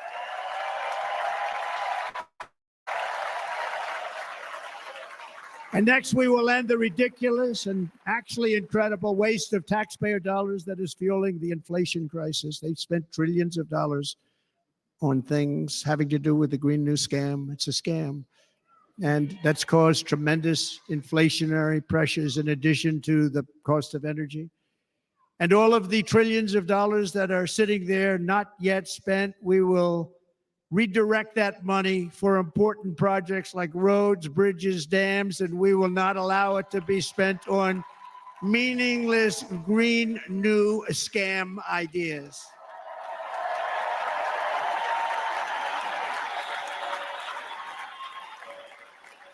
And I will end the electric vehicle mandate on day one.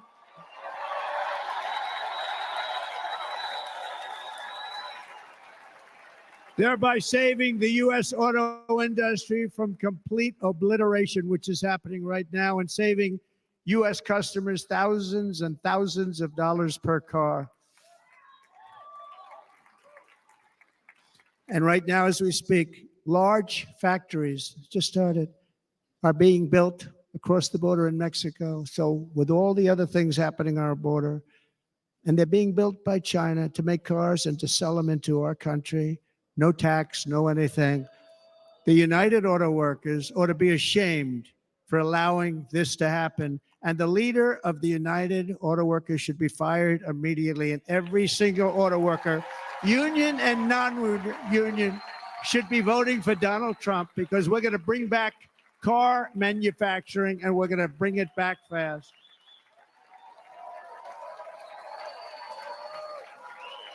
They're building some of the largest auto plants anywhere in the world. Think of it, in the world. We're going to bring it back. We're going to make them. We don't mind that happening, but those plants are going to be built in the United States, and our people are going to man those plants.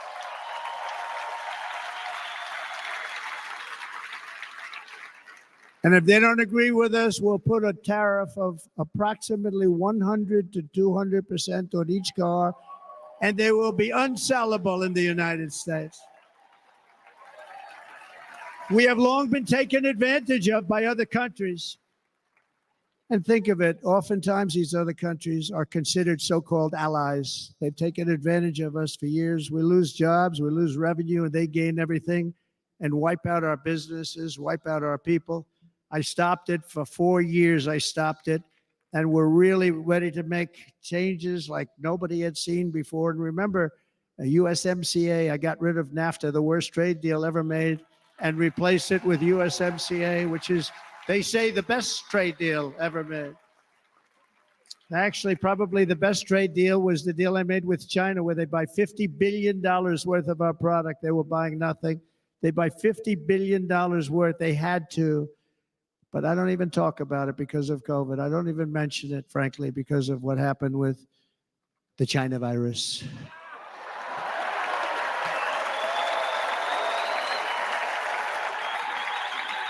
We will not let countries come in, take our jobs, and plunder our nation. They come and do that. They plunder our nation. The way they will sell their product in America is to build it in America. Very simple. Build it in America and only in America.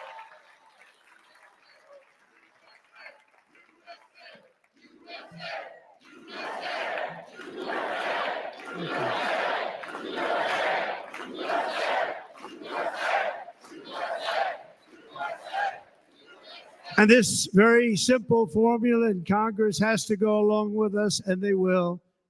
This very simple formula will create massive numbers of jobs. We will take over the auto industry again, and many, many hundreds of thousands of jobs. We lost so many jobs over the years. If you go back 20, 25 years, they've stolen, going to China and Mexico, about 68% of our auto industry manufacturing jobs. We're going to get them all back. We're going to get them all back, every one of them. At the center of our plan for economic relief are massive tax cuts for workers that include something else that's turned out to be very popular, actually. Here it's very popular in this building and all those hotels that I saw that are so nice. I'm staying in a nice one. It's called no tax on tips. No tax on tips. No tax on tips.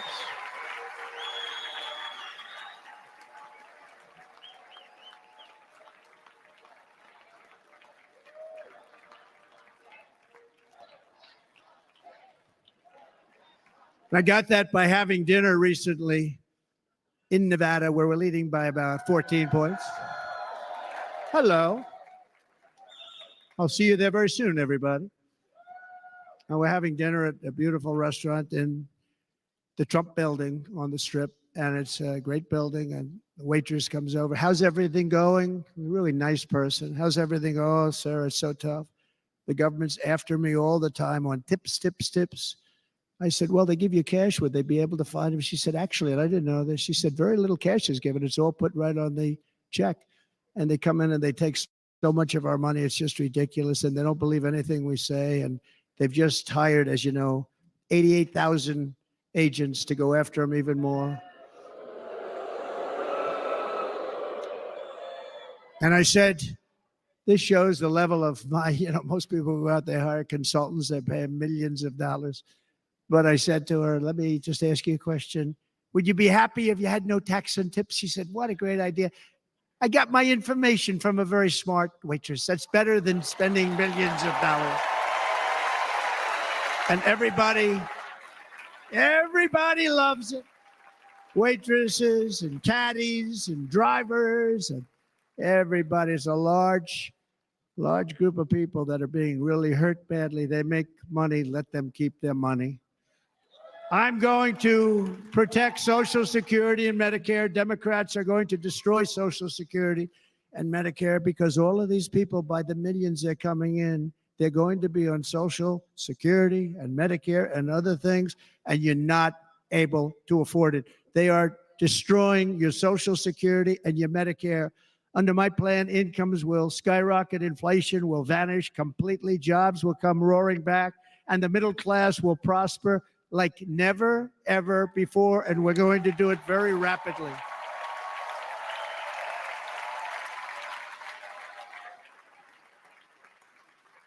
But no hope or dream we have for America can succeed unless we stop the illegal immigrant invasion, the worst that's ever been seen anywhere in the world. There's never been an invasion like this anywhere. Third world countries would fight with sticks and stones not to let this happen. The invasion at our southern border, we will stop it, and we will stop it quickly. You heard Tom Homan yesterday. Tom Homan, put him in charge and just sit back and watch. Brandon Judd, the Border Patrol, he's incredible. These guys, they really, their job is a lot easier if they don't have to do anything, but they want to. They're patriots. Brandon Judd, Border Patrol, ICE. ICE goes out. You have to see what ICE does with MS-13. You have these are probably the worst gang, and ICE goes in there. And I know a lot of people in these rows here, and they're very tough people, but they don't want to do this job. They'll go into a pack of MS-13 killers. They're the worst, probably the worst gangs in the world. We have thousands of them. I moved thousands and thousands out in my 4 years. We moved them out, and it was a pleasure. But ICE would go right into a pack of these killers, and you see fists flying, you see everything flying, and then they take them. They put them in a paddy wagon.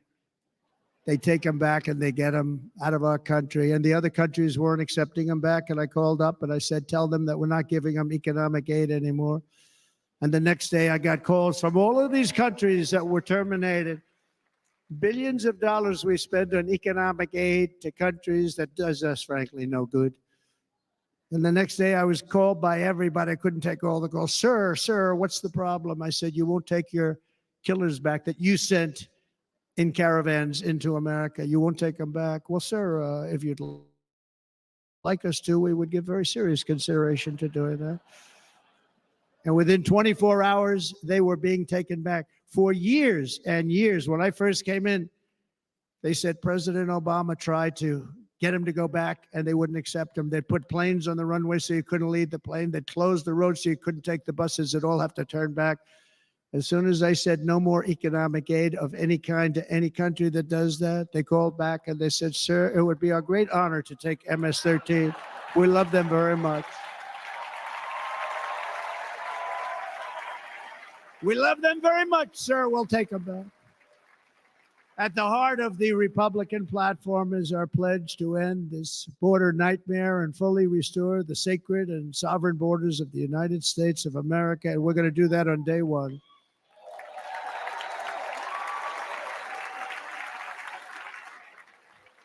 That means two things on day one, right? Drill, baby, drill, and close our borders.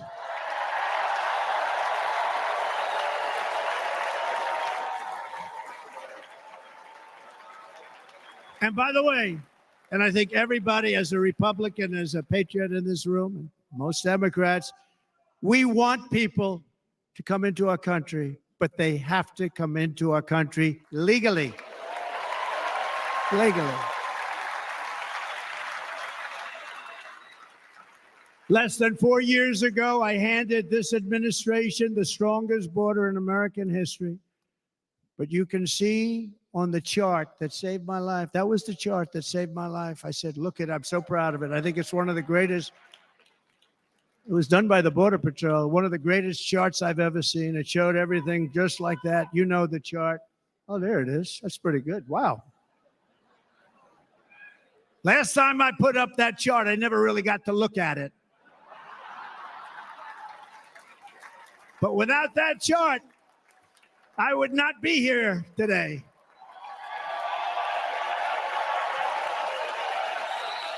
Never got to look at it.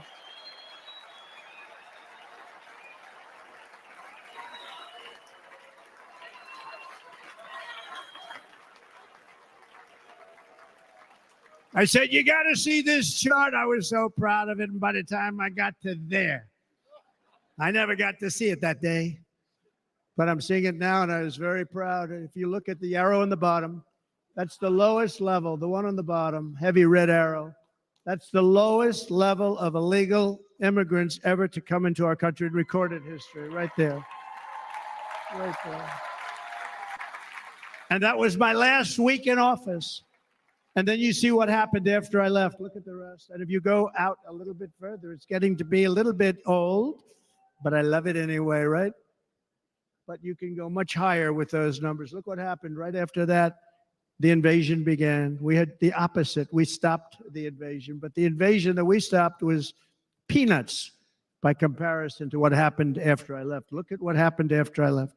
They took over our country. We ended all catch and release. We shut down asylum fraud. We stopped human trafficking and forged historic agreements to keep illegal aliens on foreign soil. We want them to stay on their soil. Under the Trump administration, if you came in illegally, you were apprehended immediately and you were deported. You went right back. The current administration terminated every single one of those great Trump policies that I put in place to seal the border. I wanted a seal border. Again, come in, but come in legally. You know how unfair it is? So many people, hundreds of thousands of people have been working for years to come into our country. And now they see these people pour into our country at levels that are unprecedented. It's so unfair. And we're not going to do it. We're not going to stand for it. They suspended wall construction, ended remain in Mexico. We had a policy, remain in Mexico. You think that was easy to get from the Mexican government? But I said, you must give it to us. If you don't give it to us, there will be repercussions, and they gave it to us, but not easy. Canceled our Safe Third agreements, demolished Title 42, implemented nationwide catch and release. That's catch and release, where we catch them and release them into our country. We catch them and release them into Mexico. There's a slight difference. And took 93, this is the previous administration, 93 executive actions to throw open our border to the world. The entire world is pouring into our country because of this very foolish administration. The greatest invasion in history is taking place right here in our country.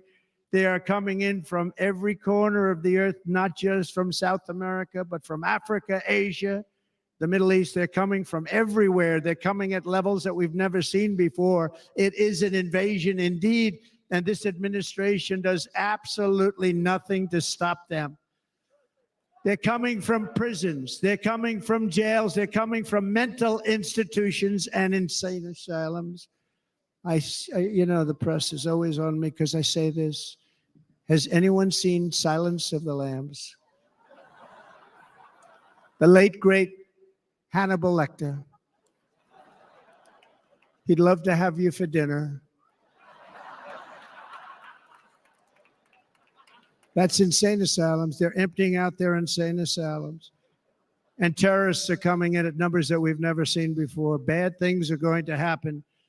Meanwhile, our crime rate is going up, while crime statistics all over the world are going down, because they're taking their criminals and they're putting them into our country.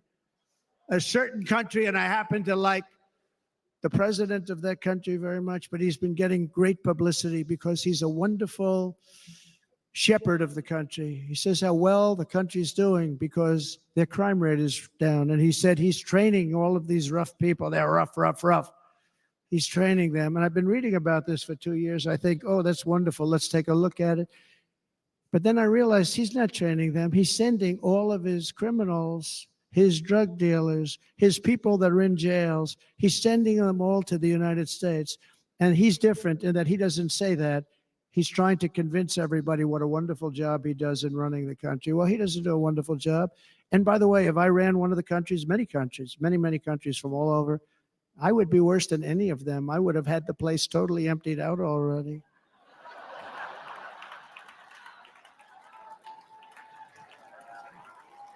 But we become a dumping ground for the rest of the world, which is laughing at us. They think we're stupid. And they can't believe that they're getting away with what they're getting away with, but they're not going to be getting away with it for long. That's what I can tell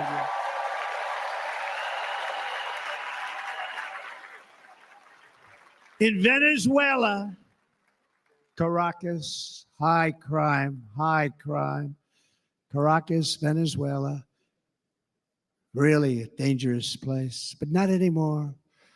Because in Venezuela, crime is down 72%. In fact, if they would ever win this election, I hate to even say that, we will have our next Republican convention in Venezuela because it will be safe. Our cities will be so unsafe, we won't be able. We will not be able to have it there. In El Salvador, murders are down by 70%. Why are they down? Now, he would have you convinced that because he's trained murderers to be wonderful people. No. They're down because they're sending their murderers to the United States of America. This is going to be very bad. And bad things are going to happen, and you're seeing it happen all the time. That's why, to keep our families safe, the Republican platform promises to launch the largest deportation operation in the history of our country. Even larger than that of President Dwight D. Eisenhower from many years ago. You know, he was a moderate, but he believed very strongly in borders. He had the largest deportation operation we've ever had. Just recently, I spoke to the grieving mother of Jocelyn Nungary, a wonderful woman, a precious 12-year-old girl from Houston who last month was tied up, assaulted, and strangled to death after walking to the convenience store just a block away from her house. Her body was dumped near the side of the road in a shallow creek, found by some onlookers who couldn't believe what they had witnessed. Charged with Jocelyn's heinous murder are 2 illegal aliens from Venezuela who came across our border, were in custody, and were then released into the country by this horrible, horrible administration that we have right now. I also met recently with the heartbroken mother and sister of Rachel Morin. Rachel was a 37-year-old mom of 5 beautiful children who was brutally raped and murdered while out on a run. She wanted to keep herself in good shape. It was very important to her. She was murdered. The monster responsible first killed another woman in El Salvador before he was led into America by the White House. This White House let them in. He then attacked a 9-year-old girl and her mother in a home invasion in Los Angeles before murdering Rachel in Maryland. Traveled all throughout the country, doing tremendous damage. Rachel's mother will never be the same. I spent time with her. She will never be the same. I've also met with the wonderful family of Lake and Riley, the brilliant 22-year-old nursing student. She was so proud of being first in her class, who was out for a jog on the campus of the University of Georgia when she was assaulted, beaten, and horrifically killed. Yet another American life was stolen by a criminal alien set free by this administration. And these were incredible people we're talking about. These were incredible people who died. Tonight, America, this is my vow. I will not let these killers and criminals into our country.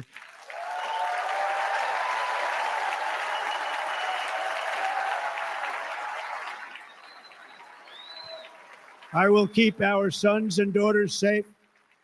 As we bring security to our streets, we will help bring stability to the world. I was the first president in modern times to start no new wars. You know, we were the toughest. We were the most respected. And you saw this. Hungry, strong country, run by a very powerful, tough leader. Tough guy. Press doesn't like him because he's tough. And he came out recently. They were asking him at an interview, the whole world is exploding. What's happening? What's going on? Viktor Orban, Prime Minister of Hungary, very tough man. He said, I don't want people coming into my country and blowing up our shopping centers and killing people. But they said to him, tell us what's going wrong, what's happening, what is it? He said, there's only one way you're going to solve it. You got to bring President Trump back to the United States because he kept everybody at bay. He used a word I wouldn't use because I can't use that word. Because you'd say it was braggadocious. The press would say he was a braggart. I'm not a braggart. But Viktor Orban said it. He said Russia was afraid of him. China was afraid of him. Everybody was afraid of him. Nothing was going to happen. The whole world was at peace. And now the world is blowing up around us. All of these things that you read about were not going to happen.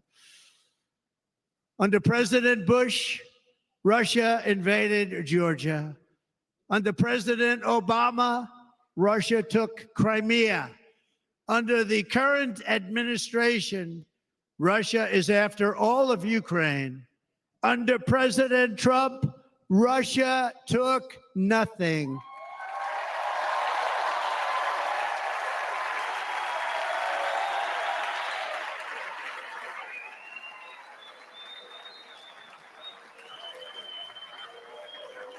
We defeated 100% of ISIS in Syria and Iraq, something that was said to take 5 years, sir. It'll take 5 years, sir. We did it in a matter of a couple of months. We have a great military. Our military is not woke. It's just some of the fools on top that are woke.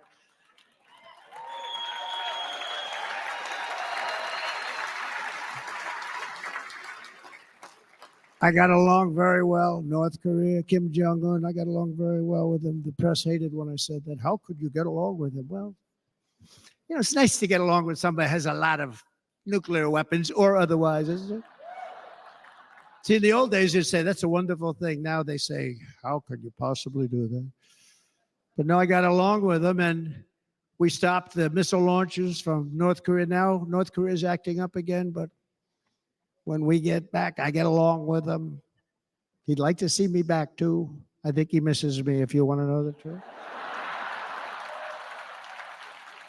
Our opponents inherited a world at peace and turned it into a planet of war. We're in a planet of war. Look at that attack on Israel. Look at what's happening with Ukraine. The cities are just bombed out. How can people live like that where buildings, massive buildings are falling to the ground? It began to unravel with the disastrous withdrawal from Afghanistan, the worst humiliation in the history of our country. We have never had a humiliation like that. 13 heroic U.S. service members were tragically and needlessly killed. 45 others were horrifically wounded. Nobody ever talks about them. No arms, no legs, face explosions, horrifically wounded. And by the way, we have a man in this room who's running for the U.S. Senate from a great state, Nevada, named Sam Brown, who paid the ultimate price. Thank you, Sam. Thank you, Sam. Thank you. He paid the biggest price probably ever paid by anybody that is running for office, and I think he's going to do great. He's running against a person that is not good, not respected, a total lightweight. But Sam, I think, paid really, we were talking about it with some of the senators that are working so hard for Sam, but he paid the biggest price of any senator ever to run for the Senate. I don't think anybody's ever what he did. He was a real hero, a really great person. And he's running, and I hope that everybody gets out and votes for Sam Brown.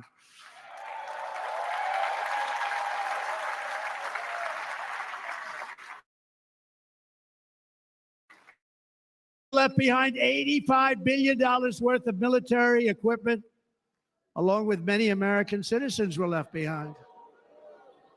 Many American citizens.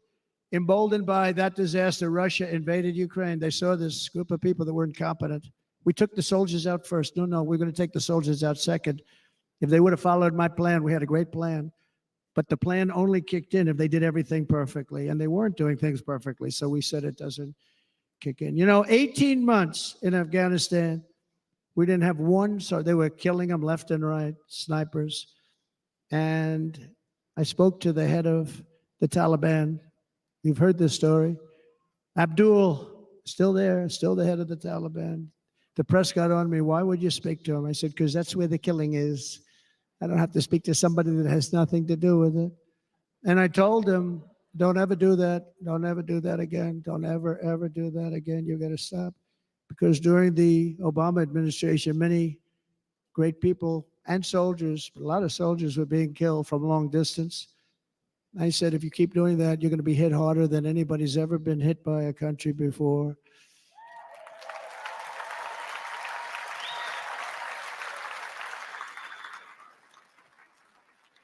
And he said, I understand, Your Excellency. He called me Your Excellency. I wonder if he calls the other guy Your Excellency. I doubt it. The other guy gave him everything. I mean, what kind of a deal was that? He walked out, gave him everything. Do you know that right now Afghanistan is one of the largest sellers of weapons in the world? They're selling the brand new, beautiful weapons that we gave them. But think of it.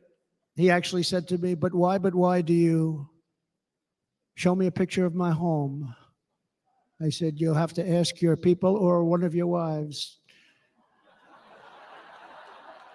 But he could figure it out. And for 18 months, we had not one attack on an American soldier by the Taliban. 18 months.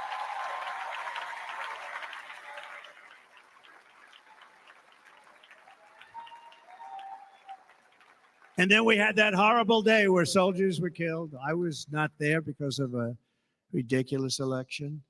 But we had that horrible attack. And they also gave up Bagram, one of the biggest bases anywhere in the world, air bases anywhere in the world, the longest runways, most powerful, hardened, thickened runways. We gave it up. And I liked it not because of Afghanistan. I liked it because of China. It's 1 hour away from where China makes their nuclear weapons. And you know who has it now? China has it now. We were keeping that. And now China is likewise circling Taiwan, and Russian warships and nuclear submarines are operating 60 miles off the coast in Cuba. Do you know that? No, the press refuses to write about it. If that were me running this country and we had nuclear submarines in Cuba, I will tell you that headlines every day would be, what's wrong with our president? You don't even hear this. You're not hearing about this. Russia has nuclear submarines and warships 60 miles away, Mr. Congressman, from Miami, by the way, happens to be here. Correct? In Cuba. And that would not be stood for if it were somebody else. They don't want to mention it, but now maybe they will. And the entire world, I tell you this, we want our hostages back, and they better be back before I assume office, or you will be paying a very big price.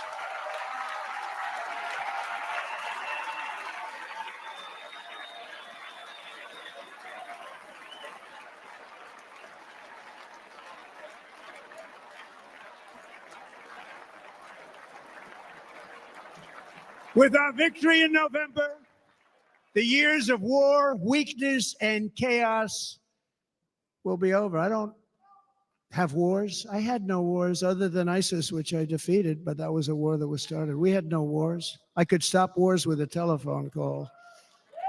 I could stop wars with just a telephone call.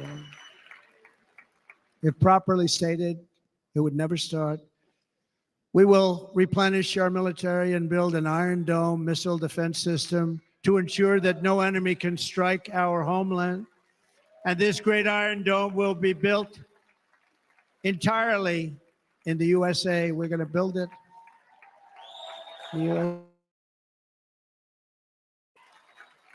Wisconsin, just like I gave you that massive ship contract, and you're doing a very nice job, Governor, right?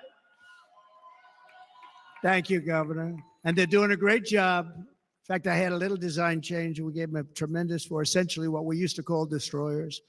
These are now the most beautiful. They look like yachts. I said, we have to take the bow and we have to make it a little nicer and a little point at the top instead of a flat nose. And the people at the shipyard said, this guy sort of knows what he's doing. We have the most beautiful ships, right, Governor? And everybody's sitting over there. And it was a big contract that everybody wanted. I gave it to Wisconsin, but we're going to have a lot of that built right here in the state of Wisconsin. And All other states, Israel has an Iron Dome. They have a missile defense system. 342 missiles were shot into Israel, and only one got through a little bit. It was badly wounded. It fell to the ground, but most of them are. And Ronald Reagan wanted this many years ago, but we really didn't have the technology many years ago. Remember, they called it Starship, spaceship, anything to mock him. But he was a very good president, very, very good. But now we have unbelievable technology. And why should other countries have this and we don't? No, we're going to build an Iron Dome over our country, and we're going to be sure that nothing can come and harm our people. And again, from an economic development standpoint, we're going to make it all right here. No more sending it out to other countries in order to help. It's America first. America first. We will unleash the power of American innovation. And as we do, we will soon be on the verge of finding the cures to cancer, Alzheimer's disease, and many other diseases. We're going to get to the bottom of it.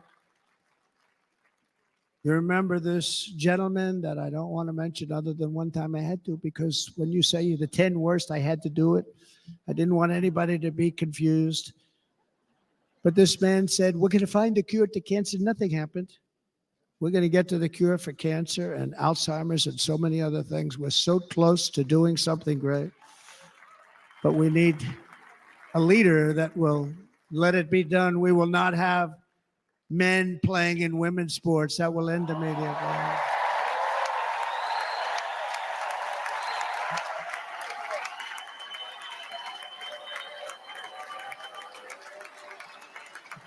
And we will restore and renovate our nation's once great cities, making them safe, clean, and beautiful again. And that includes our nation's capital, which is a horrible killing field. So many things. They leave from Wisconsin. They go to look at the Washington Monument. They end up getting stabbed, killed, or shot.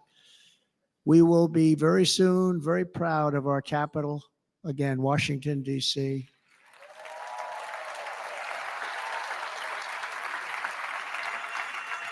America is on the cusp of a new golden age, but we will have the courage to seize it. We're going to take it. We're going to make it a current. We're going to bring this into a golden age like never seen before. Remember this, China wants to do it. Japan wants to do it. All of these countries want to do it. We have to produce massive amounts of energy if we're going to produce the new. If you look at some of the things that have been done, and some of the things that we're going to do. But AI needs literally twice the electricity that's available now in our country. Can you imagine? But instead, we're spending places where they recharge electric cars. They built 8 chargers at a certain location toward the Midwest. 8 chargers for $9 billion. Think of them as a tank for filling up your gas. Think of it. They spent $9 billion on 8 chargers, 3 of which didn't work. And if you are going to do this all over our country, this crazy electric mandate, if you're going to do this all, and by the way, I'm all for electric. They have their application. But if somebody wants to buy a gas-powered car, gasoline-powered car, or a hybrid, they're going to be able to do it. And we're going to make that change on day 1.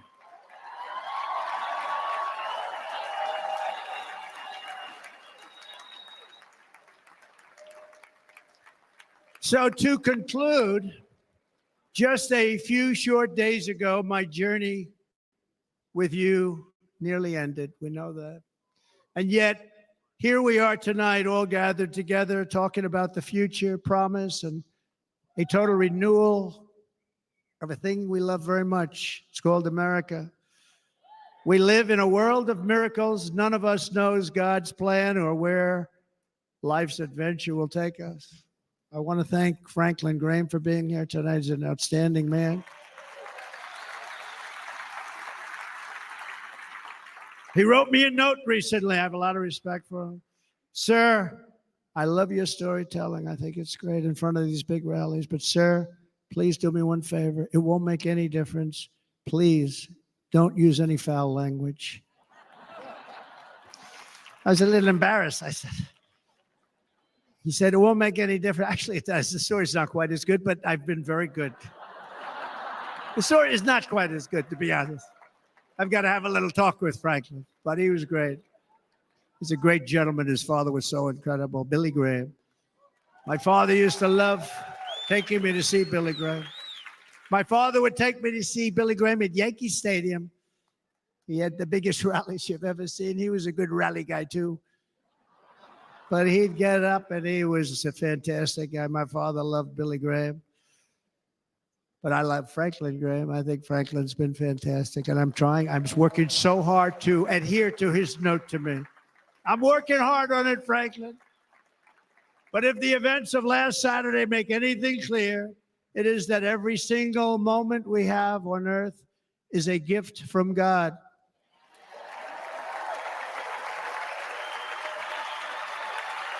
We have to make the most of every day for the people and for the country that we love. The attacker in Pennsylvania wanted to stop our movement, but the truth is the movement has never been about me. It has always been about you. It's your movement. It's the biggest movement in the history of our country by far. Can't be stopped. It can't be stopped. It has always been about the hardworking, patriotic citizens of America. For too long, our nation has settled for too little. We settled for too little. We've given everything to other nations, to other people. You've been told to lower your expectations and to accept less for your families. I am here tonight with the opposite message. Your expectations are not big enough. Not big enough. It is time to start expecting and demanding the best leadership in the world, leadership that is bold, dynamic, relentless, and fearless. We can do that. We are Americans. Ambition is our heritage. Greatness is our birthright. But as long as our energies are spent fighting each other, our destiny will remain out of reach. And that's not acceptable. We must instead take that energy and use it to realize our country's true potential and write our own thrilling chapter of the American story. We can do it together. We will unite. We are going to come together, and success will bring us together.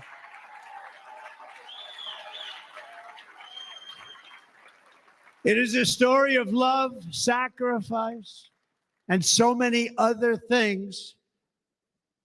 And remember the word devotion. It's unmatched devotion. Our American ancestors crossed the Delaware, survived the icy winter at Valley Forge, and defeated a mighty empire to establish our cherished republic. They fought so hard, they lost so many. They pushed thousands and thousands of miles across a dangerous frontier, taming the wilderness to build a life and a magnificent home for their family. They packed their families into covered wagons, trekked across hazardous trails, scaled towering mountains, and braved rivers and rapids to stake their claim on the wide open, new, and very beautiful frontier. When our way of life was threatened, American patriots marched onto the battlefield, raced into enemy strongholds, and stared down death and stared down those enemies to keep alive the flame of freedom. At Yorktown, Gettysburg, and Midway, they joined the roll call of immortal heroes. So many just so many heroes, so many great, great people. And we have to cherish those people. We can't forget those people. We have to cherish those people.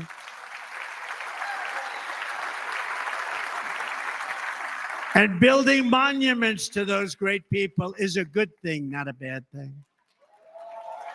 They saved our country. No challenge was too much. No hardship was too great. No enemy was too fierce. Together, these patriots soldiered on and endured, and they prevailed because they had faith in each other, faith in their country, and above all, they had faith in their God.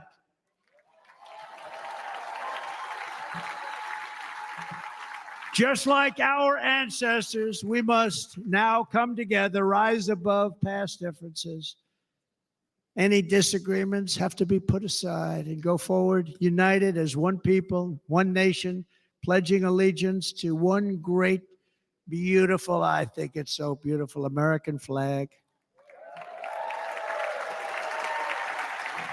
Tonight, I ask for your partnership, for your support, and I am humbly asking for your vote. I want your vote. Going to make our country great again. Every day I will strive to honor the trust you have placed in me, and I will never, ever let you down. I promise that. I will never let you down. To all of the forgotten men and women who have been neglected, abandoned, and left behind, you will be forgotten no longer. We will press forward, and together we will win, win, win.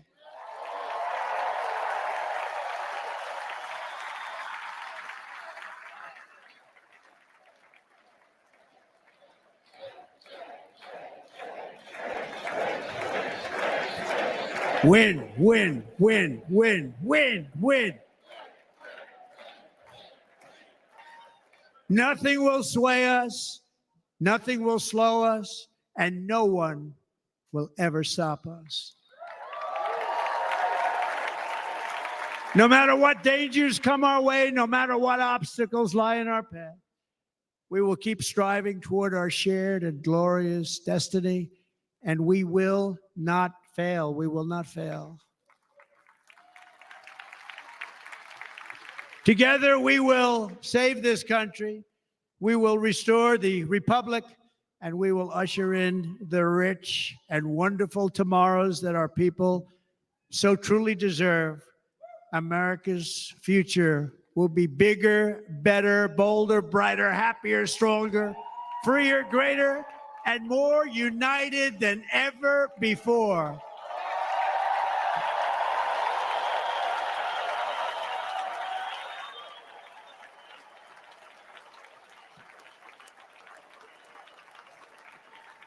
And quite simply put, we will very quickly make America great again. Thank you very much. Thank you very much, Wisconsin. God bless you. God bless you, Wisconsin, and God bless the United States of America, our great country. Thank you very much, everybody. Thank you.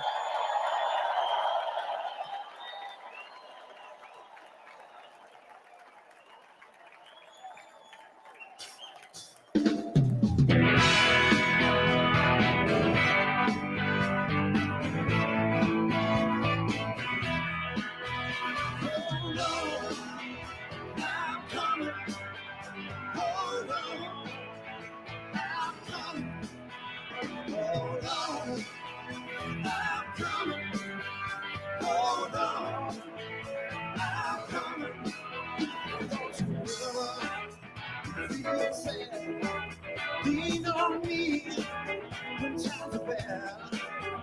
When they come and you're down in a river of trouble, about to drown.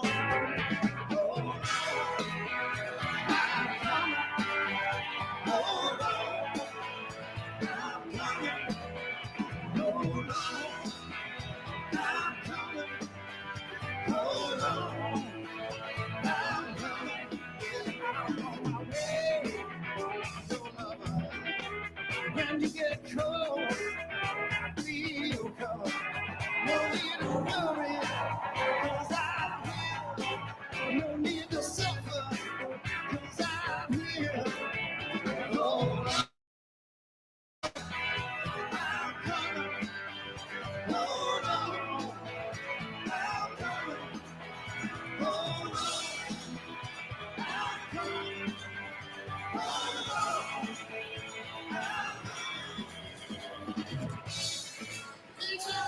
President Trump accepting his party's nomination for president.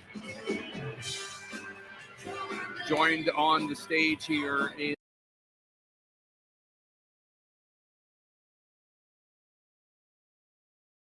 My assumption, I think it was everybody's assumption, which is if you present people with facts, they're going to come to the right conclusion. What I've come to realize is if we truly see the Republican Party as a cult, and I think that's a pretty good analogy, to be honest with you, because, you know, what do cults do? If somebody goes outside of the cult, whether it's Liz or I or, you know, Mitt Romney, whatever, what do? You get demonized, you get ostracized, you get put aside, because that has to be a warning to other cult members. Don't challenge the current orthodoxy or this will happen to you. And Adam, the thing that I have come to realize that people fear more than they fear death is being kicked out of their tribe.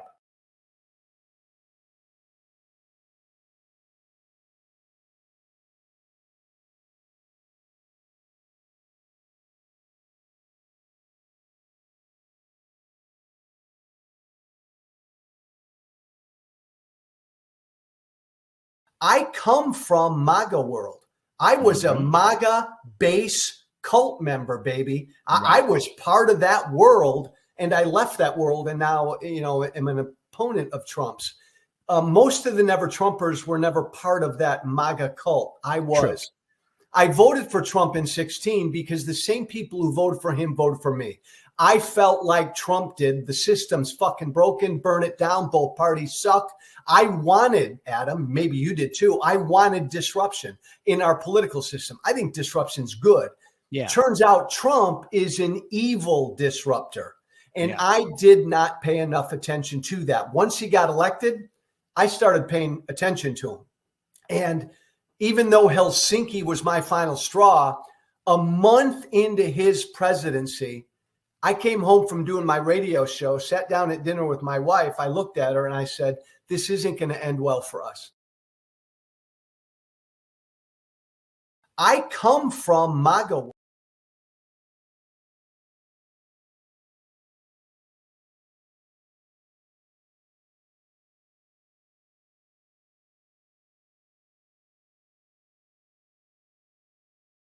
I mean, if you think about it, Donald Trump is not really pro-America. He's pro-him.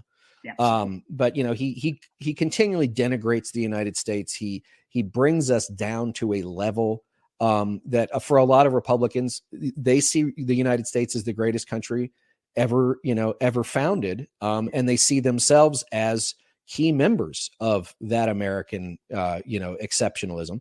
And again, that's a whole other argument. But I'm just telling you about where these voters find themselves. And so, yeah, I think that, you know, you could call them the Bannon line, which we called them in 20.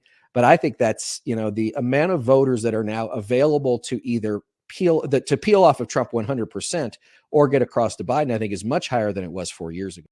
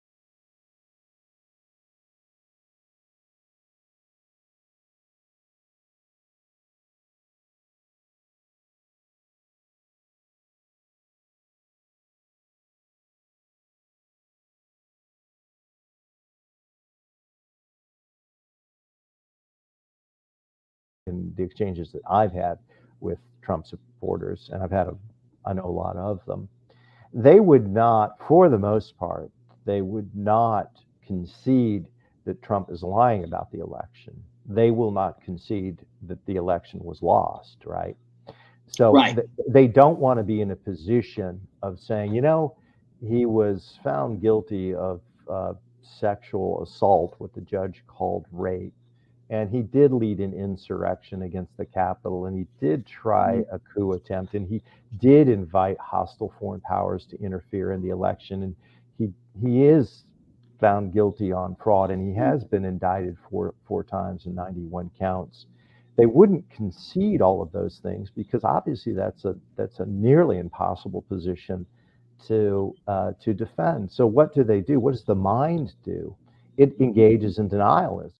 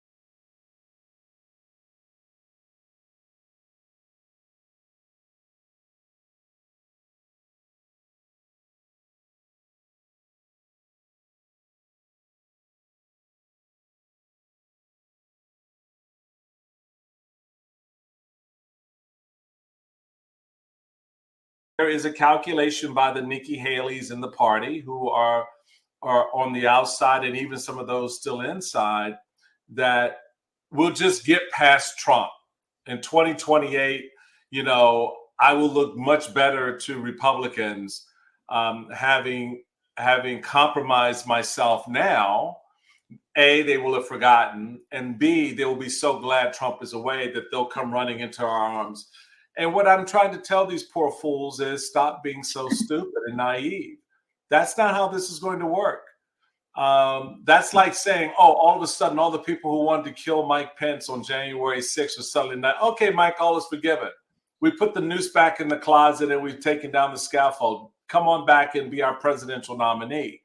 That's not how this iteration of Republicans, and they're not Republicans. And I mean, they've made Republican and republicanism a dirty word. This is MAGA. This is Trump. It is that simple. It is an infection, an infestation that needs to be cleaned out. Either that or you just burn the party down.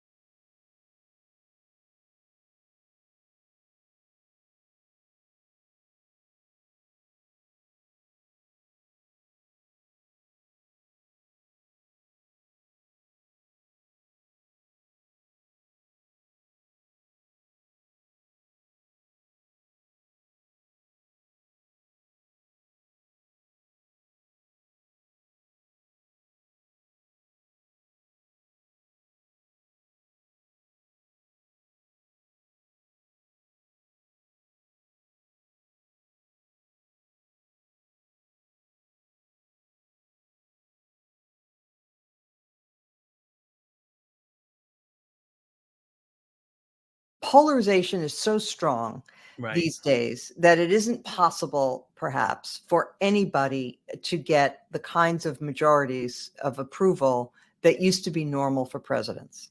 So we have to assume that, you know, for example, we know that partisanship affects people's views about the economy. When Republicans will say that when a Republican is in the White House, the economy is great. And when a Democrat is in the White House, the economy is terrible, and vice versa. So those things have changed. Polarization has begun to poison people's views about things to a significant degree. But you're right. The election will not be chosen. It will be decided by swing voters in a few key states.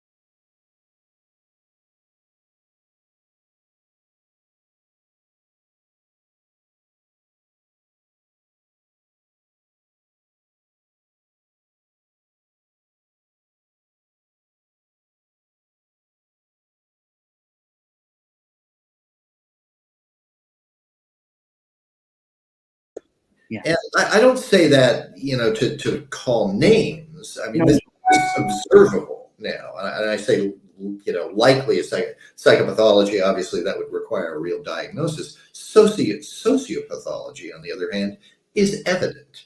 It is in the way he behaves. You know, anybody with half a mind can observe that this man is clearly sociopathic. The way he treats his family, the way he treats people around him, the way he lies constantly. Lies about things that are, you know, you remember his first day in office when he became obsessed with the crowd at his inauguration and said, hapless Sean Spicer out to defend the notion that he had the biggest crowd that had ever assembled on the Washington, when you've got aerial photographs demonstrating conclusively that's not true, as if it matters to any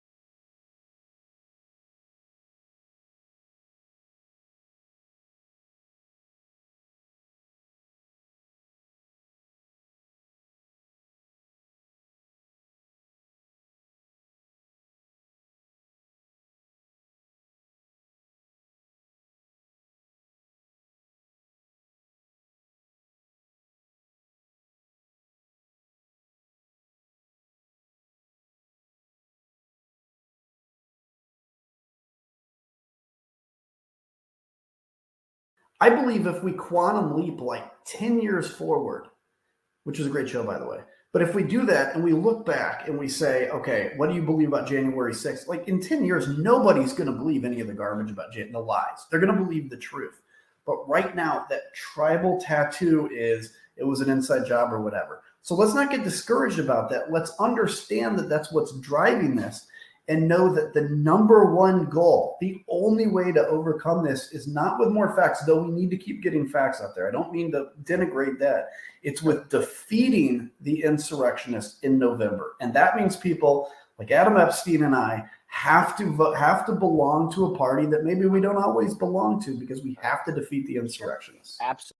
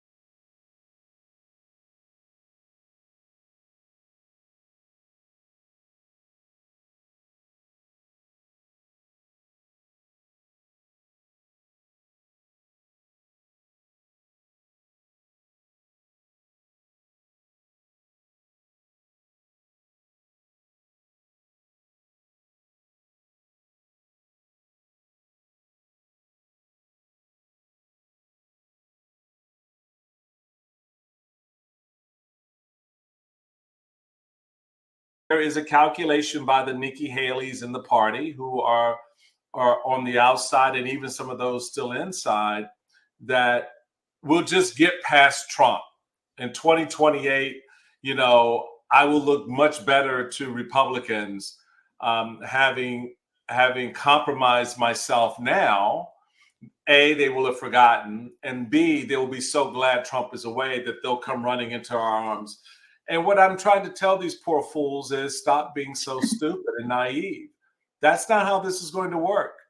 That's like saying, oh, all of a sudden, all the people who wanted to kill Mike Pence on January 6th are suddenly not, okay, Mike, all is forgiven. We put the noose back in the closet and we've taken down the scaffold. Come on back and be our presidential nominee. That's not how this iteration of Republicans And they're not Republicans. And I mean, they've made Republican and Republicanism a dirty word. This is MAGA. This is Trump. It is that simple. It is an infection, an infestation that needs to be cleaned out. Either that or you just burn the party down.